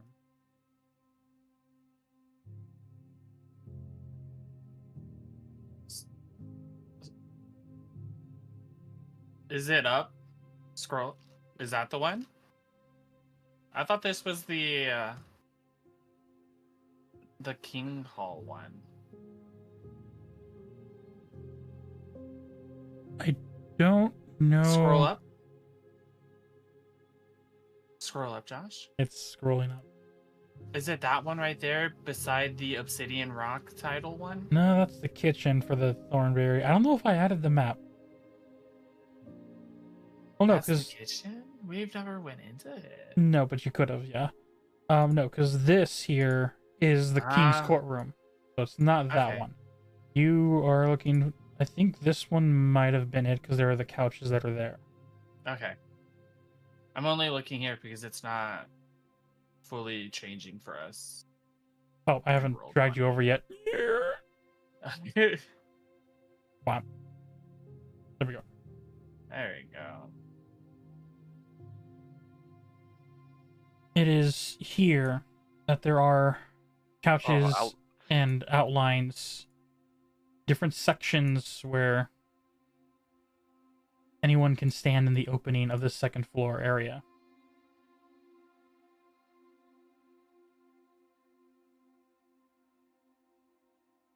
As you go up above, the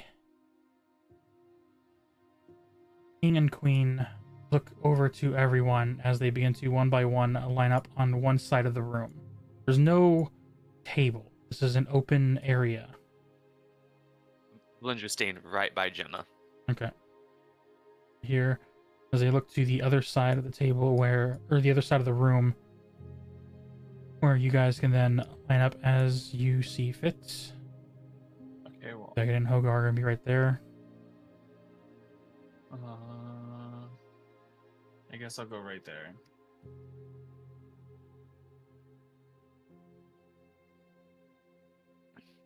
Seems a good spot. Okay.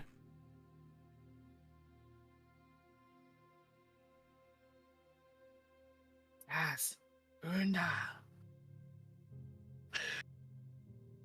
I hate how the map is forcing it to the right. Yep. It's bothering me so much. Okay. What I can do is. Uh-oh. Oh, Sass blue screened. No. Yep. You could probably just move Sass right here, Josh. Yep.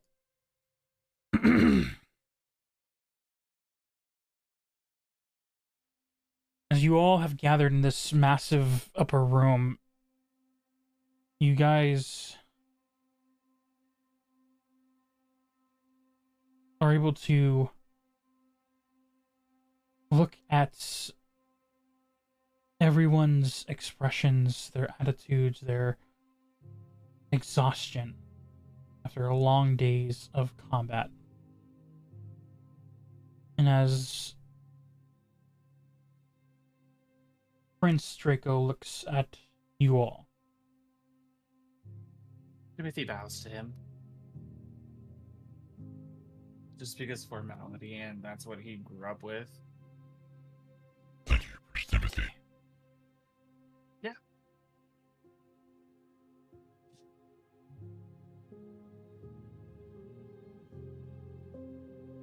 Is this all of them, Dagadin? there's a few new faces, but this is them.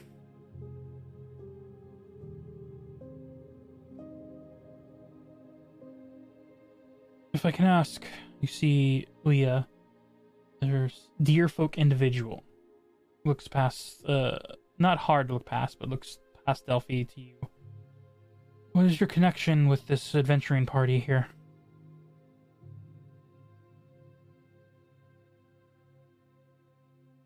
Of table really quick. This is the meeting to figure out what the heck is going on right now, correct? It seems like it, yes. At And least the Theo's starting of here? it. No, Theo's Theo's in not the here. he's in the Alright. the castle. yeah, throne. I'm going to lean forward a little bit to make eye contact with Una.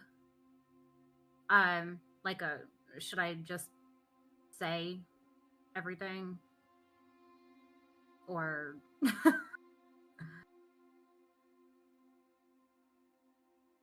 Can I ask a Una's gonna nod. question? What question are you asking? Was the question what was it? Dagadin asked the question to Leah of what is her connection with this group. Okay, I thought it was Galthea asking that to No, it's just the Dagadin. Moose. Okay. So, long story short, I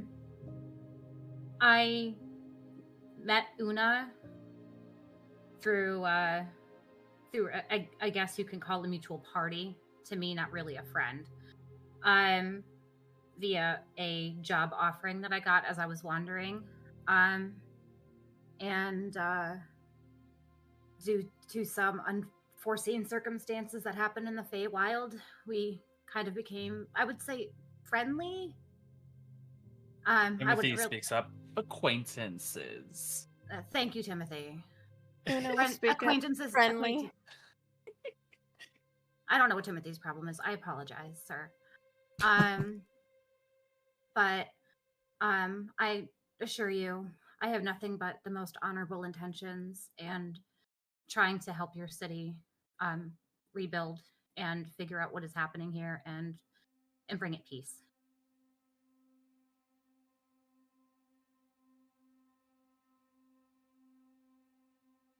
Is that all right, Dagadin? It's fine for now. Have you heard from Captain Gopal?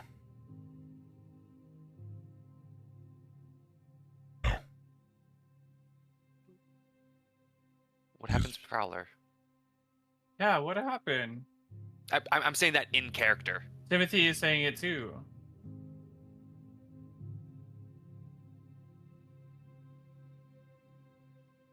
He's been missing for 3 days. Missing. What was the last thing he was doing? Leading those on the front lines. Moving from here to the battlefield.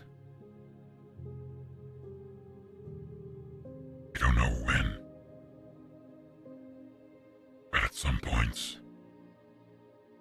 we've lost sight of him. And we haven't seen him since. Is it possible the enemy is trying to capture our command force? There is a heavy silence coming Can I from make Prince a Draco. history on how Timothy knows sirens? Can I do that? You would Sass's only know mom. them from what Sass's mom has told you and as a history book. So make a history check, but you would not know them personally. They're also a rare species. Okay. Sorry, what did Draco say? He didn't say anything, but as you asked the question of would they be trying to capture at our enemy forces or our forces for information? Or our enemy command, or our commanders Yeah. of the army. There was I got a a 15. heavy-hearted silence, like if he is holding something back. But as you got a 15 for history, Timothy. Yes. Sirens are creatures of potential great danger. They have the potential to lull people into joining them for whatever reason. That charismatic magic that they have, they usually coerce them into waters so that they can drown them to devour. Or at Okay. some points, if they do genuinely fall in love, there has been, which I'd feel Timothy would read a lot of romance novels, He is all about the romance which simply novels. call to their love to join them, but because they themselves don't breathe underwater, unintentionally, the tragic romance of not forbidden, but unable. Romeo and Juliet. Yeah. But only one lives this time. There are different tales about them, but they are still dangerous nonetheless for their siren song, to be able to coerce individuals against their better judgment. So Timothy is going to bring up the siren witch lady that we all are talking about with the water, because that's what she is. That's what this whole group knows. Well, Riptide, or as people know her as, we found out that she is a siren. So she may have possibly lured Goldpaw with her singing voice. You watch as both Dagadin and Prince Draco look to you in shock when you say the name Riptide. You know of her. She is a siren. That's what Delphi's mom told us. You have been able to speak with your mother. As Dagadin looks to you, Delphi. Yes,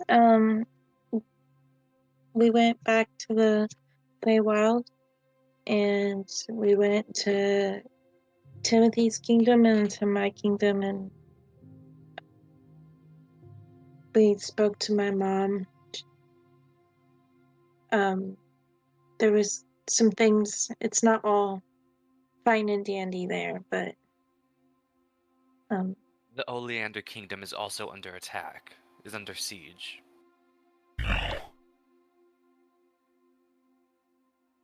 We were supposed to send the survivors. Yeah, there's conflict in the West, and it's coming towards the kingdom, and they're trying to manage all of that currently. Yeah.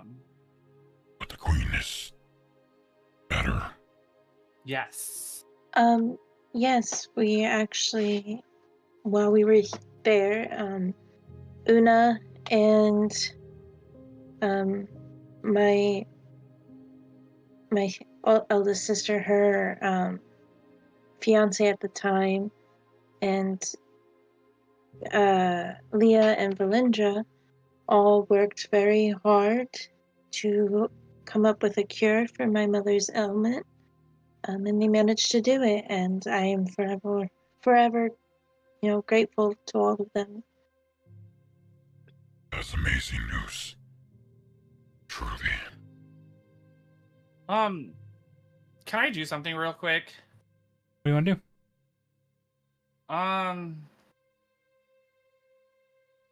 Clairvoyance. Create a invisible sensor within range in a location familiar to me, a place where I have visited before. Can I do that and then put one in the throne room to see if I can see if Theo's okay? What spell are you trying to use?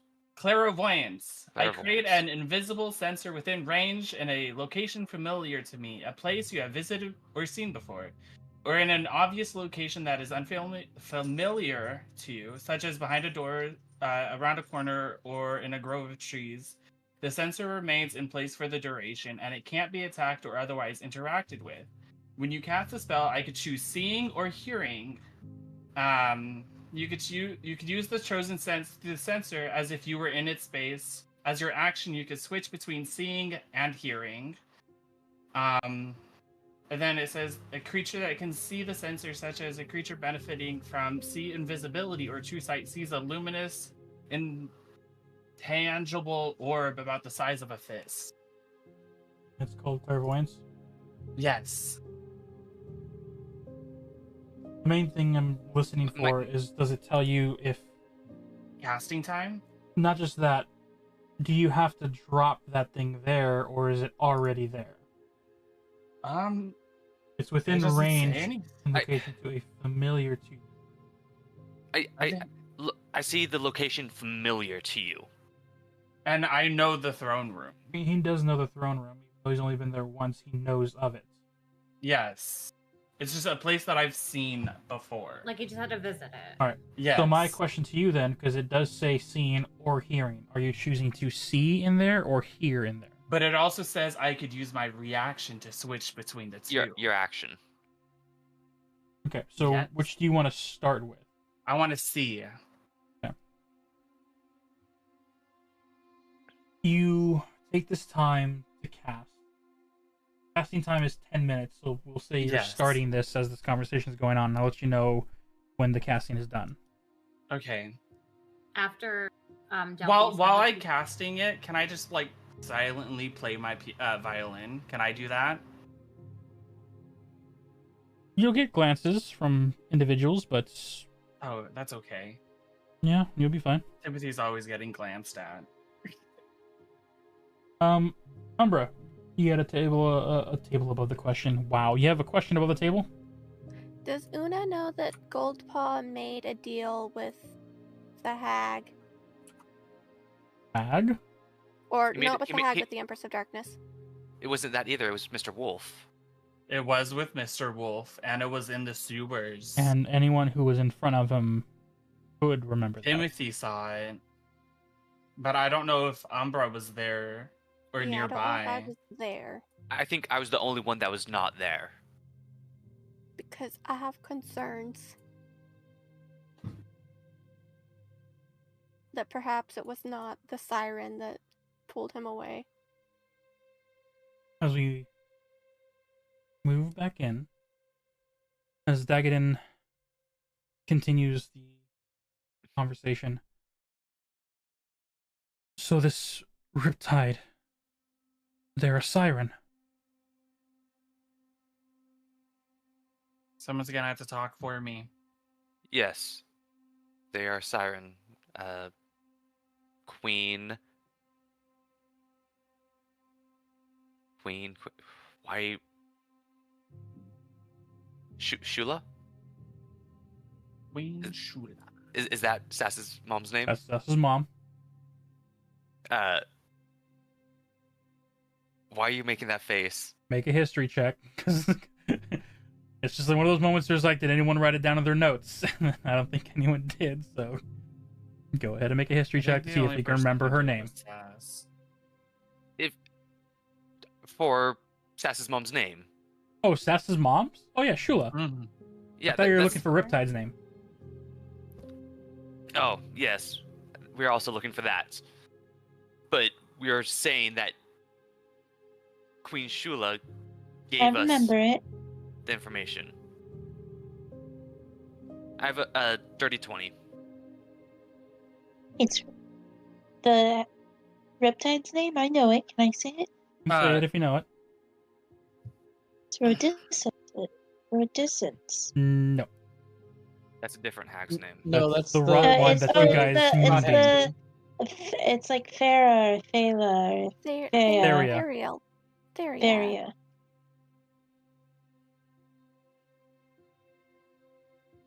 So that's the Riptide's name. The Dagon speak. Siren. No wonder she's been attacking from her coastal seas. Gonna be a difficult one, Your Highness. Dude. Dagadin looks to you all. My excursion past the mountain path. He's still playing his violin. Copy. On my excursion past the mountain, we were able to find a city with the help of the wizard that guided us. Upon arriving to the city, we were immediately met by a couple of others, apparently searching for him and his group. He was immediately taken into custody. We were left to our own devices. With the help of the current companion, as he looks over to Una and you guys, he kept us safe while we gathered information as much as we can. We had to be careful of what questions we ask, because people beyond the walls, beyond the mountain, believe us to be a fairy tale. Those of Fae-like nature are extremely rare, if at all. These smaller individuals known as pixies that have been under authority of what is known as the Rot Hag.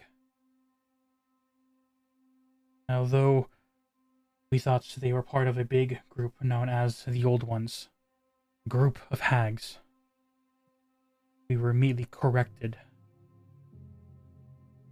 They are not all hags.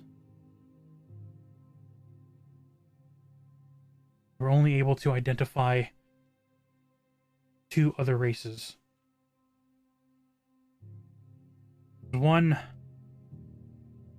of the Celestial. And they were just that. It's an angel. An angel that is able to make deals like the hag does. She is, according to the citizens, not one of evil nature.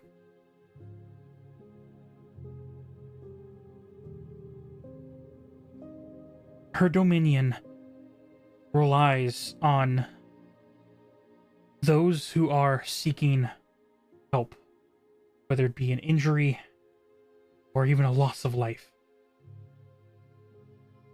The Celestial grants their wish through a deal, giving them back what they requested her servitude of her kingdom. She controls the cities to the north, Icecape lands, frozen tundras. The only other one is the one that apparently had started the organization of the Old Ones. Individuals that call themselves deal makers.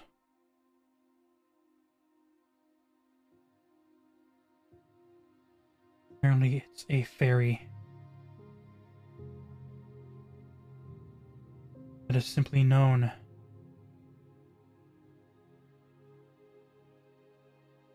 as Queen Oleander.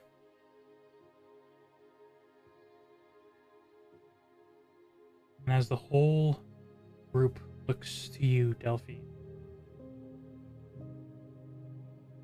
we're going to end the session there.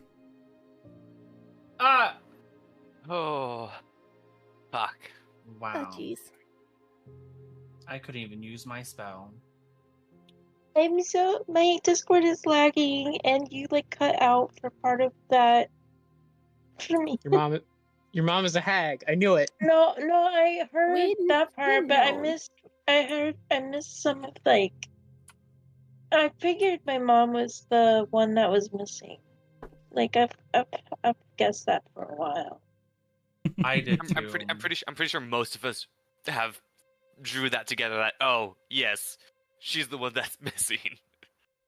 No, we can't edit there. We I can't know. edit It's there. it's almost 1 in the morning for the East Coast. Okay, can you Yeah, I repeat know it? that. You Rachel's said- on the East Coast. Yes, exactly. Rachel just wants watch to keep it. going. All Bailiff, who are you to tell people to go to bed? That is a good point. Literally, we stay up past our time to get off, and we still keep talking. We could keep going. We do Like, a literally, debrief we after could this, keep but that's going. about I what don't it have is. work It's a tomorrow. debrief. Oh, Josh, he doesn't have to work. Let's go on break and no ending. We need to be You know- nice to Josh, who needs time to prepare. That's also true. It's He already is prepared. okay. So For I'll this tell session, I'll not tell extra. you right now. I have prepared for the next 2 days in game. So I am prepared. There are 2 problems with this. First off, I need to edit these videos, and there's a big portion of this I have to edit out. I'm sorry. So Somebody sorry. has to I'm talk so about sorry. cows. I'm never talking about cows again. Actually, no. Why did I apologize? I wasn't part of the problem. Right. So, What was the difference between a I steer would We're and like a... going. What's to the not difference go, between a no, I steer would and a like bull? to not go. I would like to not go further tonight because I'm kind of the main character right now again. And no, listen, and I'm having real big There's Discord and big computer Discord and problems. internet issues there. Yes. But there's still have to do. And I've been waiting to cut do out. it since we got back.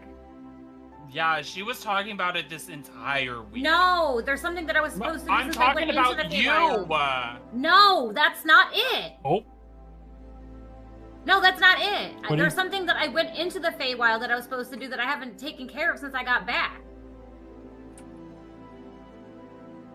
the Just 'cause I'm a reconnection. curious being. The I want to know what it reconnection, is. yeah, I haven't seen Oh. Valerie since I got back. Absolutely, and I do have that in the notes of things that are gonna take place. I know, and I'm really excited to see her. We can take care of that in the next session, maybe. Depends on what you guys Damn do. it! But yes, information has been given. For those of you that called it, I guess you called it. The fairy deal maker in charge, or the one that created the old ones, apparently is a Queen Oleander. I figured as much.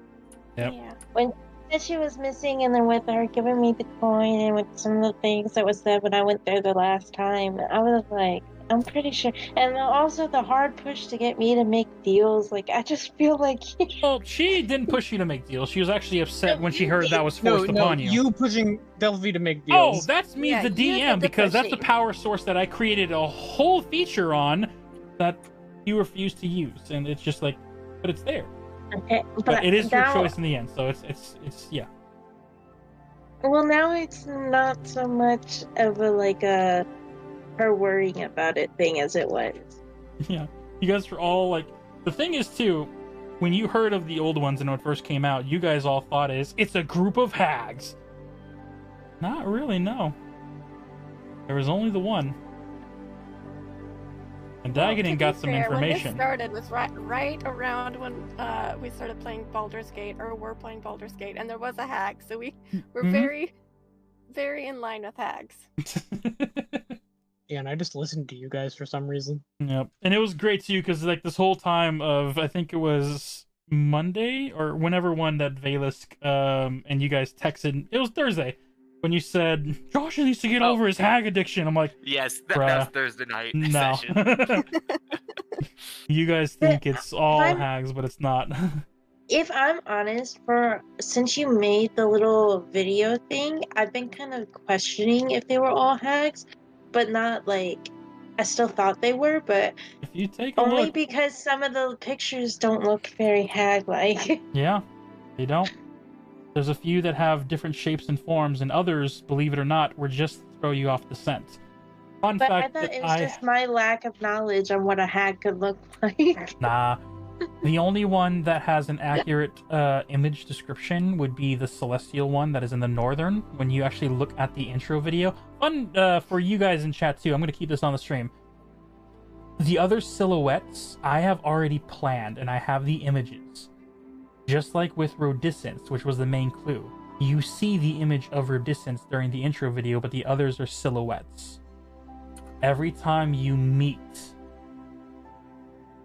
one of the new old ones, I am going to be updating the video and then showing what they look like in the intro video after you've met them. Exciting. Ooh. So what you're saying is this campaign is gonna let us meet all the old ones, right? Possibly. In theory. I'd very much like that. Yeah. Come on, Josh. Don't come on me. It's you guys. What you guys do. Let us break the fucking plot. let me just dive through your book. Give me all of the lore, and then that way I'd be able to meet all the points. Yeah. You never know, because you guys could miss a lot of things by going on your guys' quest, but that just saves more information for the next campaign. I want to get to level 20. That's a tall order. So I would be happy with fucking 15. No, level 20. I want to be immortal. You just want to be a god. So I just want to be immortal.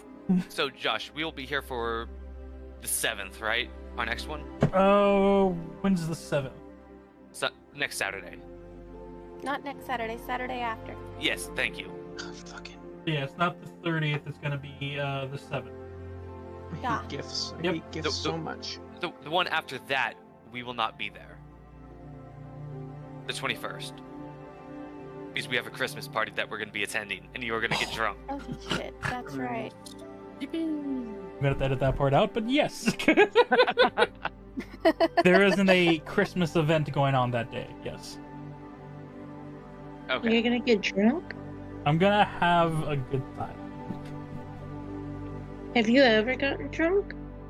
Apparently. What do you mean apparently? He has. He just doesn't want to admit it. No, it's not just that. I don't remember. He got blackout. Granted, I was not here for that fucking blackout, and I'm pissed off. Yeah, I missed it too. I was big sad. It was with Umbra's sister, a friend of ours, and a group. I think there was only 5 of us in total. You've some. I don't want to say the name on stream. Yeah, exactly. There's 5 of us in total, I believe. I've said the name to this group in general, but no, I don't want to say 7 it on stream. 7, because 2 of them left early before we actually got fully crunk. Yeah. But anyway, yes. As great as this session has been, you guys have learned some intricate things. First and foremost, Captain Goldhall is missing. Xanagar is wavering? ? And I want him to be my buddy.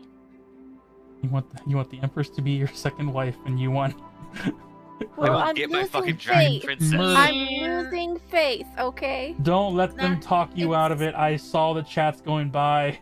Listen to Sanjiro. Hold on to it.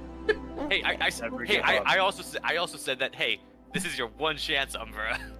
I saw that too. Yeah, after Xanagar bad. told you to go talk to her, I saw that comment. It was like, this is your one chance to save her. It's like, you're gonna hit I don't that know if they're save button and saving then there. constantly go back to try and get the perfect roll. There's no save button on this D&D game, Umbra. Listen. I will get my Listen. fucking dragon princess.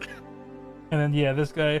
Yeah, I meant to say it's been a while since she's seen you. I think I said I'm pretty sure I corrected you. yeah, okay. Because yeah, it was just it's one of those things where my brain meant one thing, my mouth said another.